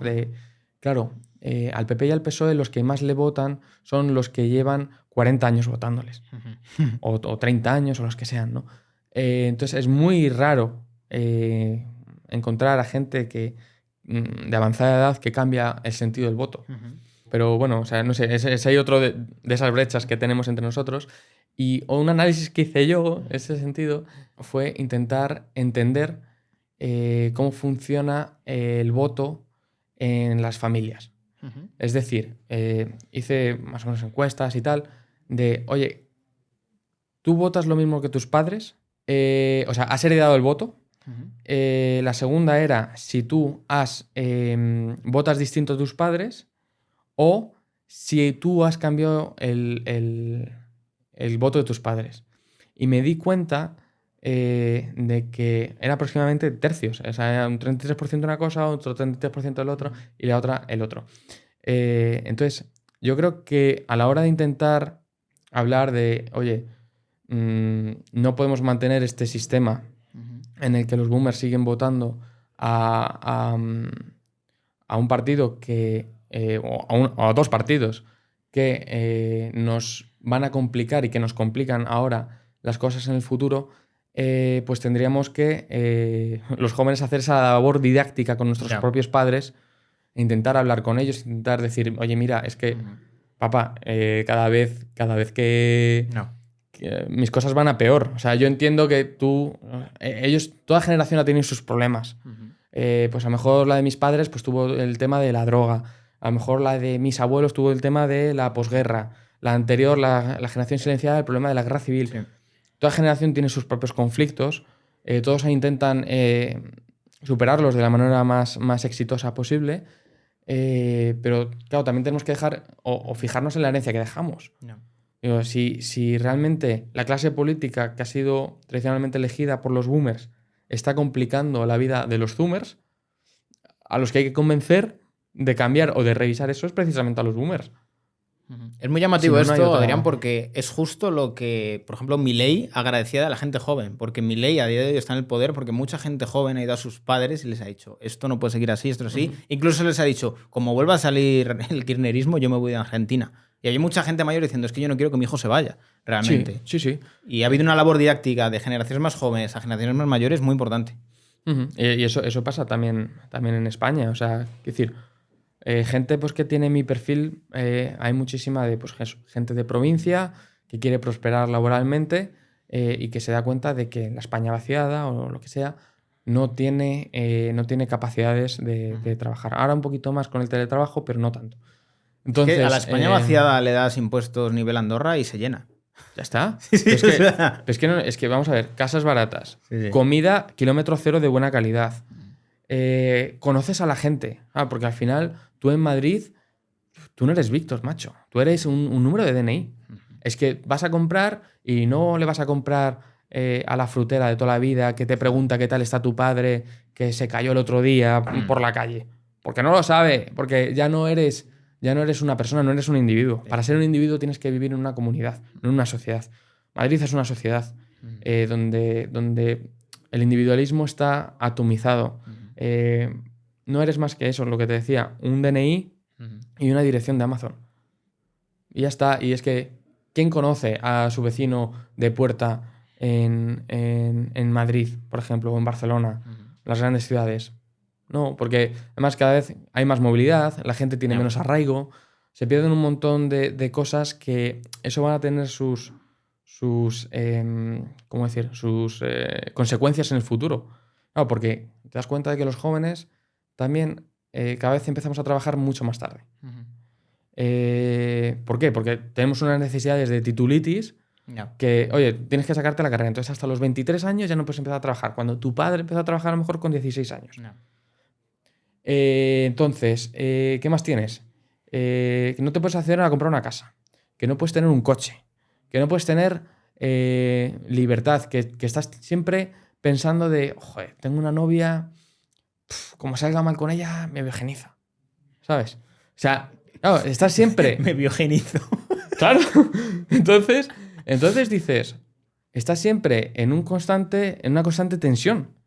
Entonces, esa tensión no puede ser un clima óptimo para tú poder generar una familia, generar tranquilidad, seguridad en las calles, que no te atraquen. Claro, entonces los boomers también tienen que verlo un poco en estas claves, ¿no? Yo creo que el discurso político, para simplificarlo y para condensarlo, los próximos 10 años va a estar sobre todo guiado por 3 grandes temas, ¿vale? Uno va a ser la Agenda 2030, globalismo, llámalo como quieras. El otro va a ser tema fiscal económico, ¿vale? Y el tercero va a ser la seguridad y migración. Y todo va a girar, todas las propuestas o el discurso político creo que van a girar en torno a eso en los próximos años, porque son los próximos puntos de dolor de la sociedad. Yo creo que respecto a todo esto, a mí lo que más miedo me da, sobre todo, es que creo que ya se está empezando a llegar a un punto en el cual puede que los jóvenes tengan poco que perder. Y ahí está lo peligroso. Ahora mismo hay cosas que perder, pero ¿y si pasan los años y ya no hay nada que perder? Claro, sí, sí. Es que lo único que tienes que perder es, por triste que parezca, la herencia de tus padres. Es que también la única forma, no, es que la única forma de ser propietario es esperar por desgracia, a que tus padres se mueran. Porque, joder, es que tú te metes en las gráficas y ves desde el año 2000, a lo mejor gente de menos de 30 años, el 60 o el 70% era propietario de una vivienda. Ahora es un 25%, ¿sabes? Entonces dices, y sobre todo lo triste es ya no solo ser propietario, que te puedas independizar. No, claro, que te puedes independizar, el patrimonio que tienes. Claro, si tú vives de alquiler, el alquiler es un gasto. Si tú eres capaz de sentarte en un sitio, tener tranquilidad, tener una pareja, no desconfiar de ella y tener expectativas para formar una familia, tú ya no pagas un alquiler, ya pagas una hipoteca que te patrimonializa. ¿Y qué pasa? Que cuando tú tienes patrimonio, eres rico. O sea, perdón, eres rico. Cuando tienes patrimonio, eres libre. Y rico también. Bueno, más rico que pobre, efectivamente. Sí. Pero ¿qué pasa? Que no dependes de las ayudas del Estado. Sí, es verdad. No dependes tienes una cosa que se llama el fuck you, ¿sabes? O sea, que tú a mí no me vas a decir lo que tengo que hacer porque yo tengo mi casa, tengo mi no sé qué, tengo mi no sé cuántos. Tengo donde quedarme muerto. Ya está, no dependo de ti. No. O sea, si me tocas las narices, adiós. Eso ya sea con tu jefe, sea con el presidente de turno o lo que sea, ¿sabes? Si tú eres pobre, tienes unas condiciones materiales a las que tienes que atenerte. Y sobre todo no tienes capacidad de planificación a largo plazo. Cuando tú tienes capacidad de ahorro, de patrimonializarte, puedes planificarte dónde quieres estar en 5 años, qué vas a hacer en 5 años, qué vas a invertir, puedes establecer como un camino. No estás en el día a día siempre igual. Yo gano esto, gasto esto, no tengo nada. Gano esto, gasto esto, no tengo nada. O sea, esto es algo que yo creo que a la gente debería obsesionar mucho más de lo que le obsesiona. Es decir, si tú a día de hoy ahorras 0, piensa que tu vida útil como trabajador cada año que pasa vale menos, porque cuanto más mayor seas, más prescindible probablemente vas a ser y menor capacidad vas a tener de encontrar trabajo. Entonces, esto es un melón que, ya lo hablé contigo además, que es duro de abrir, pero hay muchos jóvenes esperando a que de repente las cosas mejoren, que llevan esperando prácticamente creo desde 2008 a que las cosas mejoren y han pasado ya 16 años prácticamente. Y cada año que pasa su valor es menor y es un coste de oportunidad de, pues a lo mejor poder estar en otro país que te estuviera permitiendo tener ahorro y planificarte tu vida. Y esto es algo que mucha gente debería valorar, es decir, estás en un país que no te permite ahorrar, que penaliza el ahorro, que no te da oportunidades y cada año que pasa vales menos. Sí, bueno, realmente nos hemos convertido en una generación que no puede permitirse el lujo de ser ignorante en lo financiero. ¿Por qué hay tanto chaval que con con mejor o con peor criterio busca los ingresos pasivos, curso de dropshipping, de no sé qué, no sé cuántos, tal? Que hay mucho vendehumos, hay gente que también ofrece cosas de calidad, pero ¿por qué hay tanto chaval joven que busca eso. Porque no queda otra. Porque es que no tienes otra expectativa de crecimiento. Es que, ¿qué vas a hacer? ¿Ponerte a servir y te digo una hamburguesas cosa, toda tu vida? esta generación tiene al menos la suerte de que Internet ha abierto un montón de oportunidades de buscarte la vida, en cierto modo. Porque si esta generación no tuviera Internet, estaría la cosa muy, muy jodida. En el sentido de cómo escapas de esto. Es que la única forma de escapar es con negocios que te brinda lo digital. Si no, te metes en lo tradicional, el coste del alquiler, suministros, seguridad social. O sea, es inviable. Es imposible. Es viable. Es imposible. Entonces, aquí al final, pues eso, o heredas la empresa de tu familia, o emprendes digitalmente, o te metes en la rueda. Es que no hay otra. Una cosa. Yo quiero hacer un alegato aquí, y no me acuerdo exactamente cómo se llamaba la empresa, pero el chico probablemente me está viendo. Yo conocí en Los Ángeles a un chico que tenía una empresa familiar, su padre, que era de suelos. Una empresa pues como cualquiera que podría haber en España. ¿De suelos de tarima? ¿Te refieres? No, suelo de casa, de poner el suelo, de baldosas. Sí, o sea, tarimar o hacer el parqué, todo eso, vale. Y la empresa, me contó que la empresa de su padre, pues no, es más, le invité a venir al podcast, lo tenemos pendiente. La empresa de su padre, pues era una empresa pues, tradicional de toda la vida y no iba muy bien, ¿no? ¿Qué hizo él? Se fue a Estados Unidos, cogió esta misma empresa, la revistió de tradición, de calidad, un storytelling detrás, y literalmente ha convertido una empresa que era nada en una empresa millonaria que se está hinchando en Estados Unidos. No me acuerdo exactamente ahora mismo del nombre. Mira, lo voy a buscar. Joder, pues qué crack el tío. Lo voy a buscar porque se lo merece. Espérate. Sí, seguro que va a ser buen podcast ese. Ya me he acordado, se llama Riva Spain, que le conocí a Borja ahí en Los Ángeles y literalmente me contó. Lo bueno que tenemos los españoles, que no somos conscientes de ello, es que tenemos la capacidad de dar una historia y un trasfondo a un producto que los americanos le flipa. En el sentido de que en Estados Unidos las cosas no tienen identidad de nada. O sea, es como, toma un producto, tal, no sé qué.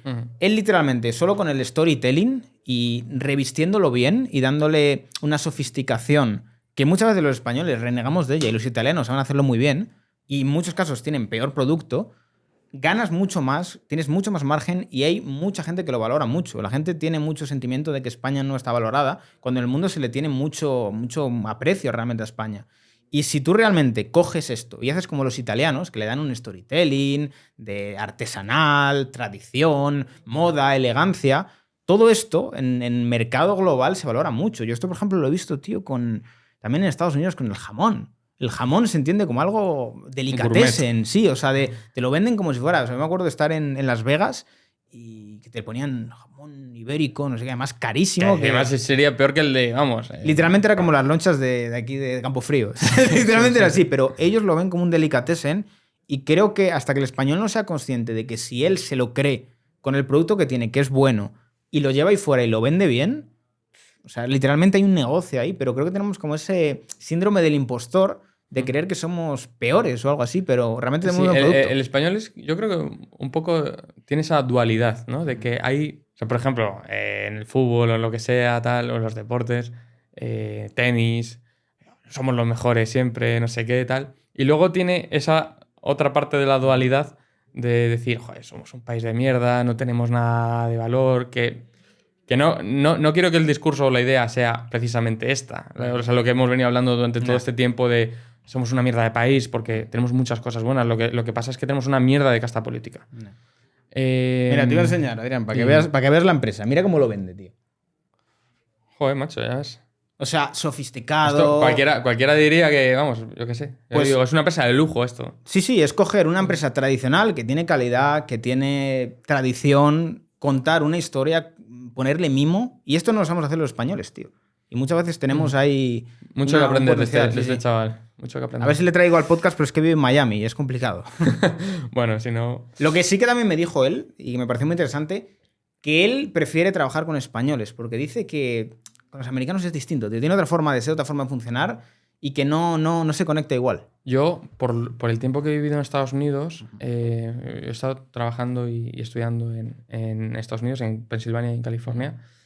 Yo me di cuenta de que el estadounidense tiene una forma de ser, en general, un poco, no sé si casi autista, pero es que no llega a serlo. No quiero decir una mala palabra en este sentido, pero una forma de ser de, en el momento en el que se le escuadran los planes, se pierde. O sea, no no es capaz de reaccionar a cierto tipo de... Es muy habitual esto fuera de culturas así más mediterráneas. Sí, sí, el español es mucho más avispado. Y yo, por ejemplo, lo veía, además en el sitio donde trabajaba, por ejemplo, venían los puertorriqueños y de ese tipo, gente pues mucho más avispada, ¿sabes? Los americanos eran como muy... no sé qué hacer, estoy en crisis, ¿sabes? Y esto lo he hablado con mucha gente que ha trabajado también con, o ha estado con muchos estadounidenses y en general es consenso esto. A mí también me parece un poco, y que creo que también es algo que marca la diferencia, la forma de relacionarse que se tiene a lo mejor en España y también en Estados Unidos. Yo creo que las relaciones en Estados Unidos son menos profundas. Son más de conveniencia, son más de, pues tú me interesas para esto, yo quiero para esto y ya está, pero no se llega a una profundidad en la relación, decir, este es mi amigo de toda la vida, de 20 años, a no ser en estados más, digamos que tradicionales, como que en España que tienes más esas raíces, por así decirlo. Sí, sí, sí. O sea, a mí me parece que ellos Estoy tienen algo bastante muy de acuerdo. bueno y es que son muy del first touch, de no me importa hablar con cualquier persona y digamos que establecer ese primer toque, pero tampoco puedes llegar mucho en profundidad en la relación, ¿sabes? Es como todo muy utilitarista. Eso creo que además está empezando a pasar un poco en Madrid, me da la sensación. Puede ser. Eh, Es que de llevo tiempo sin bajar. al final, tío, con tanto flujo de personas, Ya. ¿sabes? Nunca eres capaz casi de mantener un contacto tan directo. Evidentemente hay mucha distancia entre un español y un americano en este sentido, pero sí, sí, yo creo que cuesta cada vez un poquito más en Madrid, ese tipo de sitios, hacer un amigo de verdad, no un colega, Ya. ¿sabes? Pero bueno, opinión totalmente personal. Pero sí, sí, sí, no, en general sí que coincido. Y por ejemplo en Pensilvania, que es muy distinto a California. No, o sea, yo trabajaba en Pensilvania. O sea, es que hice una cosa que quizá puedo recomendar aquí si nos sigue mucha gente joven. Yo cuando salí de la carrera no sabía hablar nada de inglés. Bueno, pero cuando empecé la carrera, salí de bachillerato pues con un nivel estándar. No. Que el nivel estándar en España pues es bastante bajo, ¿no? O sea, a pesar de que te dedicas toda tu vida a estudiarlo, incluso te hacen asignaturas parecidas del science, el matemáticas en inglés, cosas de esas cosas. Sales que luego te encuentras en bachillerato que, bueno, pues a nivel conversacional, pues sí, pedir en un restaurante eres capaz, ¿no? Pero ir más allá creo que no el nivel de instituto no es ese. Entonces me di cuenta en primero de carrera y lo que hice fue una cosa que recomiendo absolutamente a todo el mundo, es un work and travel. Es una visa para aprender inglés.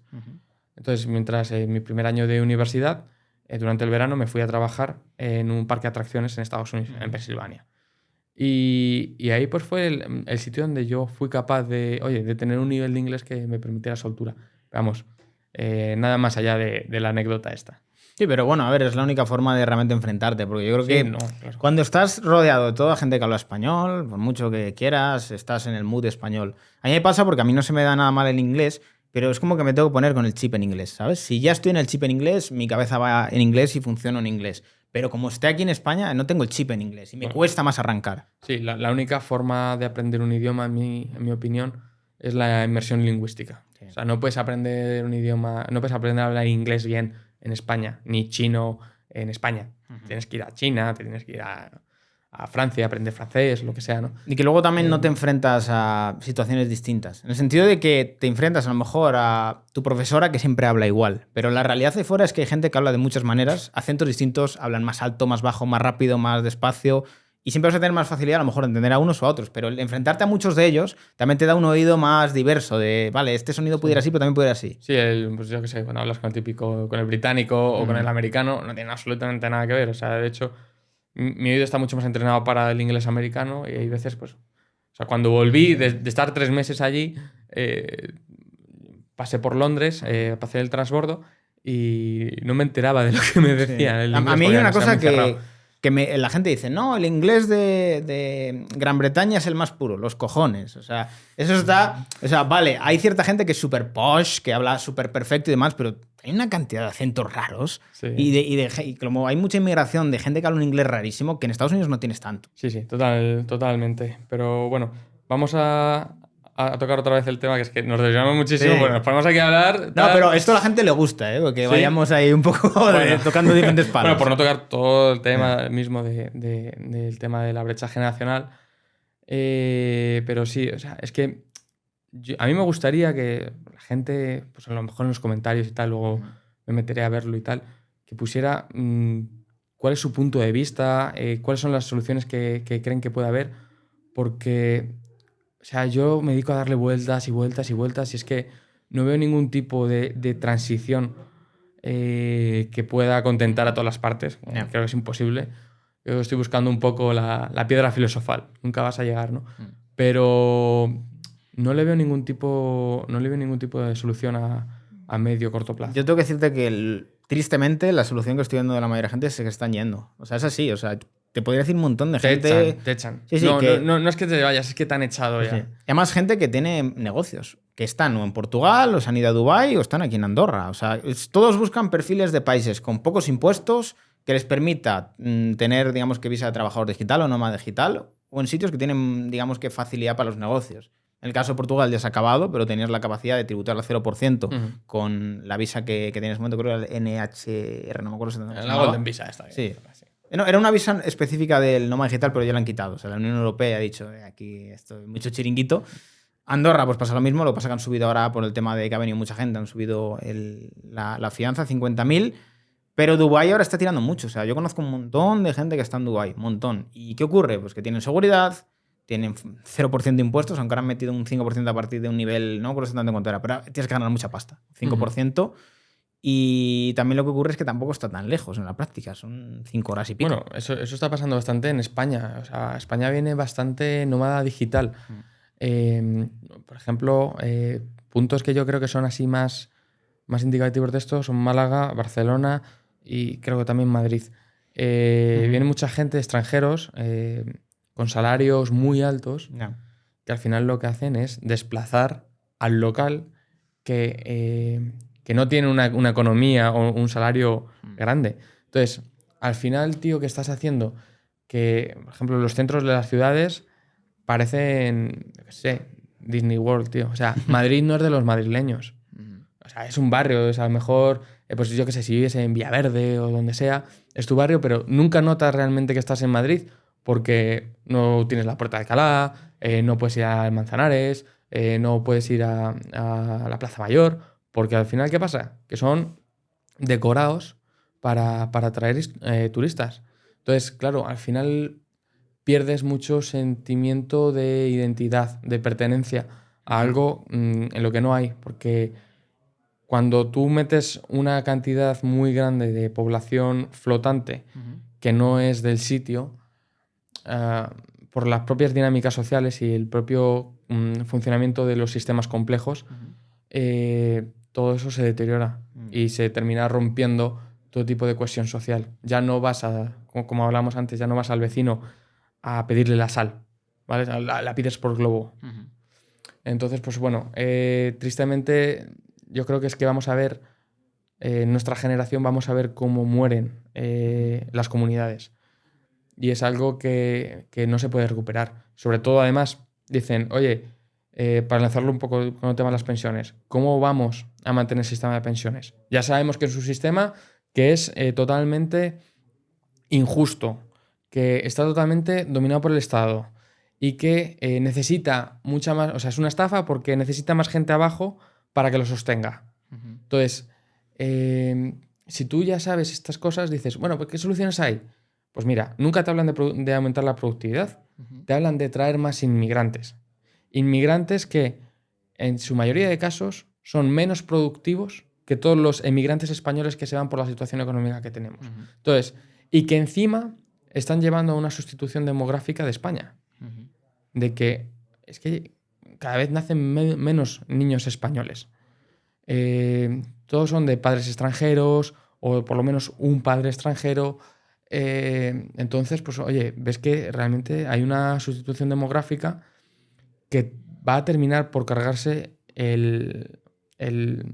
todo tipo de identidad local que haya, o municipal o nacional en el futuro. A mí me hace mucha gracia porque es como que muchas de la izquierda se pone a decir, no, África para los africanos, dices España para los españoles, Europa para los europeos, Dios mío, eres un nazi, lo que sea. No sé qué tal. Pero luego, ¿qué pasa? Luego vas, por ejemplo, en Francia, que es un país que ha tenido, yo creo, el de Europa, el que tiene más tradición de inmigración por todas las potencias coloniales que tenía. Bueno, que era una potencia colonial y las colonias han ido a Francia. Y ves que hay gente que está en el sistema educativo, niños, de tercera generación, es decir, sus abuelos ya fueron inmigrantes en África, en Francia, me ha traicionado el subconsciente. Pero ves que estos niños de tercera generación no se sienten franceses. Ves como el Morat, por ejemplo, que ha nacido aquí en España, creo que nació en España. La Florida. No, creo que era de Aragón, una zona de Aragón. ¿Sí? Pero se ha criado en el barrio de la Florida. Bueno, él dijo, yo soy marroquí. O ¿cómo se llama? El Agraf. Agraf creo que ese es el futbolista, juega ahora en la selección marroquí y creo que ha nacido en España. Oye, pues tampoco tiene ningún tipo de vinculación identitaria con la tierra en la que te ha acogido. Que tú puedes querer mucho a la nación que te acoge, pero creo que de alguna forma necesitas una integración cultural, lingüística también, porque también la forma de pensar que tiene la gente va muy determinada por el idioma que habla. Y esto hay un montón de estudios que lo certifican. Por ejemplo, los alemanes tienen un proceso de deducción diferente al nuestro por la propia sintaxis que tienen, de cómo construyen las frases. Entonces, pues eso, tú, por ejemplo, tienes gente que su lengua madre es el árabe, por ejemplo. Entonces tienen procesos mentales distintos. No. Y oye, pues tienes que convivir con ello y saber que traen una cultura, a lo mejor, islámica, que te quieren imponer ciertas cosas que no son compatibles con las sociedades que tenemos aquí. Hay una frase de ¿cómo se llama? El Ayatollah Khomeini, creo, o Khamenei, no sé cuál es de los dos, que dice, si el Islam no es político, no es nada. O sea, el Islam es una religión muy distinta al cristianismo, porque el Islam lleva implícita el código legislativo. Eso el cristianismo no lo tiene. Entonces, el Islam tiene que ser necesariamente una religión de Estado. Y poco a poco veremos cómo todos estos grupos que hay en España, en Inglaterra, en Francia, en Alemania, se organizarán políticamente según su etnia. Yeah. Y a través de ello, si son islamistas, el islamista es el que quiere imponer la religión del Islam. No es lo mismo islamista que musulmán, por puntualizar. Si son islamistas, intentarán, por ejemplo, empezarán por cosas sencillas como que no se puede comer jamón en los comedores escolares, ¿no? O, por ejemplo, pues tienes una educación especial si no eres musulmán. Si eres musulmán, tienes una educación especial distinta. Entonces empezarán a hacer todo este tipo de cosas cuando se agreguen todos ellos, que irán en detrimento de todo lo que era Occidente. No. Entonces, si continuamos en esta deriva de sustitución demográfica, es que vamos a ver morir todo lo que construyeron nuestros antepasados. En España, en Francia, en tal. Y además hay una cosa muy curiosa que también te da un poco la forma en la que ven los musulmanes el mundo. Tiene una cosmovisión totalmente distinta. Aparte de que hay una diferencia entre el mundo musulmán, entre chiíes, que eso es Irán, y sunís, que es prácticamente el resto de países musulmanes. Ellos ven el mundo como dos cosas, ¿no? Ven el Dar al-Harb, que es, si no me equivoco, la casa de la guerra. Es decir, todo el mundo que no es islámico lo llaman la casa de la guerra. Es decir, donde el Islam tiene que ir a conquistar y a promover su fe. Y el Dar al-Islam, que es todo el mundo islámico, donde ya es su casa, es la casa del Islam. Y entonces, claro, te das cuenta de que tienen una visión geopolítica de, aunque estén separados en distintos estados, los musulmanes tienen una visión geopolítica común, que les une. Y eso, si tienen que elegir entre ponerse a favor del Islam, cualquier país islamista, musulmán, o ponerse a favor de Occidente, no dudes que van a tener esa segunda opción, se van a poner en contra del occidental, porque no lo sienten como su propia casa. Totalmente. Y de hecho, a mí una de las cosas que me da miedo por lo que estoy viendo últimamente es los posibles conflictos étnicos que puede haber en Europa, que básicamente es una guerra civil de baja intensidad, en diferentes, o sea, una guerra civil casi en barrios. Quizá esto puede sonar un poco asustaviejas o alarmista ahora mismo, pero el año pasado Francia nos dio un aviso con lo del caso de Nael. No sé si te acuerdas, cuando murió, pues fue asesinado o murió un niño de 16 o 17 años que había robado un coche y creo que la policía, pues al intentar detener, el tío se intentó escapar, se disparó y murió. Entonces creo que fue algo así. Entonces, pero es lo de menos, porque ¿qué pasa? Bueno, murió, el asesinó. Sí, bueno, da igual, lo que fuera, ¿no? El caso es el acto, ¿no? Que tenemos el acto de, oye, este chico ha muerto por un tema policial. Eso desencadenó la chispa. No. Eso fue que en Francia y Bruselas, Bélgica, principalmente, cada noche salieran disturbios en todas las ciudades, en todos los barrios, saqueos, gente pegando tiros por la calle, buscando occidentales blancos para pegarles. Claro, entonces dices, en el momento en el que haya una cosa un poquito más grave que esa, ¿va a desencadenar en qué? No lo sabes. Te voy a subir la apuesta con todo esto. Yo creo que sabes cuál es el verdadero problema y lo llevo identificando ya mucho tiempo. Hay mucho islamista en Europa que es un lobo con piel de oveja. Te voy a explicar un poco la dinámica. Es un perfil de persona que va constantemente de víctima, digamos que va a lo callao, no dice mucho y solo actúa cuando le interesa y reclama al resto de europeos con el chantaje emocional, el victimismo, que se ponga de su lugar cuando él, en una situación parecida con los europeos, no lo hace y mira a otro lado. Entonces, ¿qué ocurre? Son listos. Lo que hacen es, en lo que a ellos les interesa, véase Palestina o esta serie de cuestiones, presionan a los europeos para que se unan a ellos y se manifiesten con ellos. Los europeos, como buenos tontos que son, se manifiestan con ellos, cuando realmente lo que tienes dentro es una quinta columna enorme de gente que ni comparte lealtades contigo, ni comparte realmente intereses contigo y que solo vela por sus propios intereses y te utiliza a ti para cosas que a él le interesa, pero no te apoya en lo que a lo mejor a ti te puede interesar.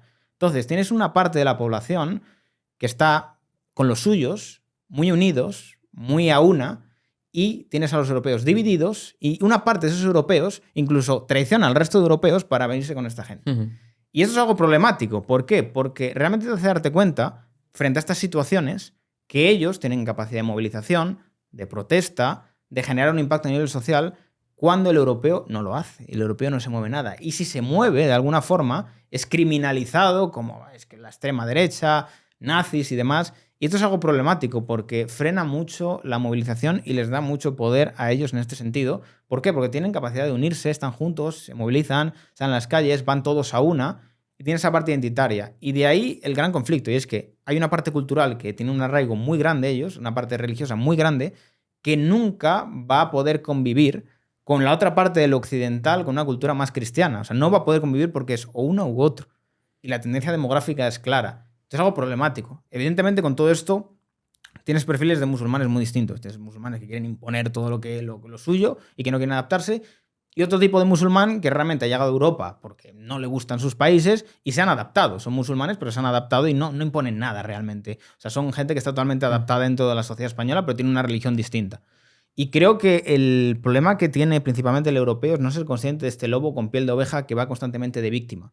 La víctima de yo, pobrecito, pobrecito, pobrecito, pero por detrás te la están liando, muy poco a poco. Te la están liando con el papel de víctima de no, es que yo sufro, pero son listos y van a lo callado, van por detrás, no buscan un enfrentamiento frontal, se callan, no te dicen sus verdaderas intenciones, te las niegan, pero saben cuáles son y van poquito a poco para que tú mires a otro lado, no pasa nada, hasta que ya realmente pase y ya sea inevitable. Sí, no, a ver, si les aprietas un poco, sobre todo lo ves en redes sociales, muchos inmigrantes marroquíes o de Algeria que hay en España, si les aprietas un poco y sabes atacarle las cuerdas, hasta al final te terminan diciendo que vosotros estáis acabados y ahora venimos nosotros.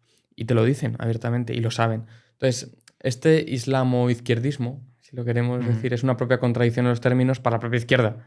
Para ellos no, porque ellos son la minoría ahora mismo y son los que van a ganar porque en esa alianza, ¿no? ¿Por qué? Porque hay una teoría que está desarrollada por Nicolás Taleb, no sé si lo conoces. Sí, Taleb. Sí, Se llama la minoría, no, el intransigente siempre gana. Sí. O la minoría intransigente siempre gana. Y es que al final, pues yo qué sé, un ejemplo muy claro que yo no me di cuenta hasta que después de mucho tiempo pensándolo, o sea, cuando leí eso, me di cuenta de lo que había pasado en mi propia casa, ¿no? Por ejemplo, a mí no me gusta el pescado, ¿vale? Entonces, en mi casa, a mi padre, a mi hermana y a mi madre les gusta el pescado. Pero no se comía el pescado porque a mí no me gustaba. Se comía muy poco. Entonces, yo, que era la minoría, el 25% de los representantes del total, imponía a los demás su dieta. ¿Sabes? Yeah. Entonces, esto al final pasa en todo lo demás. Por ejemplo, los boomers, en este sentido, que se organizan políticamente y que son intransigentes y que dicen, no, disciplina de voto, vamos a votar aquí porque nos van a subir las pensiones, no sé qué, no sé cuánto, tal. Son minoría dentro del total. Y además, porque... nos van a subir las pensiones que en términos que te suben al año 100 euros. Sí, pero No es sé. suficiente, o sea, es 1.200, pero es que, claro, lo pagan los demás. Pero bueno, claro, son esa minoría y al final la política la mueven las minorías, siempre, siempre. Y te das cuenta, y también, si esto lo apliquéis en vuestra vida, lo vais a ver también cómo ocurre en todos los ámbitos. En vuestro grupo de amigos, pues por ejemplo, si sois un grupo de 5 o 6 amigos y a uno no le gusta esquiar, pues decir, bueno, pues vamos a la playa o a donde sea, yo qué sé, ¿no? Entonces, al final, eso, la minoría intransigente siempre gana. Es muy interesante esto porque de alguna forma estaba pensando, tío, me parece muy llamativo que frente a esta situación no haya gente del colectivo LGTBI que se dé cuenta de, vale, los que supuestamente me defienden a mí quieren acabar conmigo, porque la tendencia va a acabar contigo. ¿Sabes? Lo O sea, verán. Te diría que alguien como tú o como yo igual tendríamos que estar mucho menos preocupados de lo que realmente deberían estar ellos. Sí, por supuesto, pero lo verán, como lo vieron en Francia. En Francia, date cuenta que Le Pen ganó las últimas elecciones, o sea, fue la candidata más votada en las listas de Francia. Lo que pasa que no consiguió el poder porque, bueno, por el cordón sanitario. Bueno, no creo que merezca la pena explicar un poco el sistema electoral de las presidenciales en Francia, pero fue la más votada. No. Y todos esos votos son principalmente, el resto son de aquellos apolíticos que se movilizaron porque no son étnicamente franceses. Los que por eso fueron las elecciones más con mayor participación del momento. Y Reagrupación Nacional, el partido de Le Pen, es el partido más votado entre el colectivo LGTB en Francia. Eso no se ha dicho en los medios, ¿eh? No se dice, Sí, sí. no se dice porque no interesa. Pero cuando el colectivo LGTB le vea los colmillos al lobo, y ya algunos lo están viendo, porque te dicen, sí, un joven agredido a... Todo el mundo sabe quiénes son los jóvenes, ¿sabes? Pero si es un español, te lo dicen. Y no hay ningún problema. Y por eso PP y PSOE, que por cierto, firmaron un acuerdo en el 2004, si no me equivoco, de Radio y Televisión Española, de no decir la nacionalidad de los delincuentes. Está por ahí, lo podéis buscar. De todas maneras, ya claro. la gente cuando ve jóvenes ya lo sabe. Sí, jóvenes o clan familiar, todo este tipo de neologismos que todos sabemos lo que hay. Y creo que poco a poco se están dando cuenta dentro del colectivo LGTB que no son compañeros de viajes para ellos, para sus intenciones. Entonces, pues, ¿qué veremos en el futuro? Pues Cosas complicadas. Dios lo sabe solamente.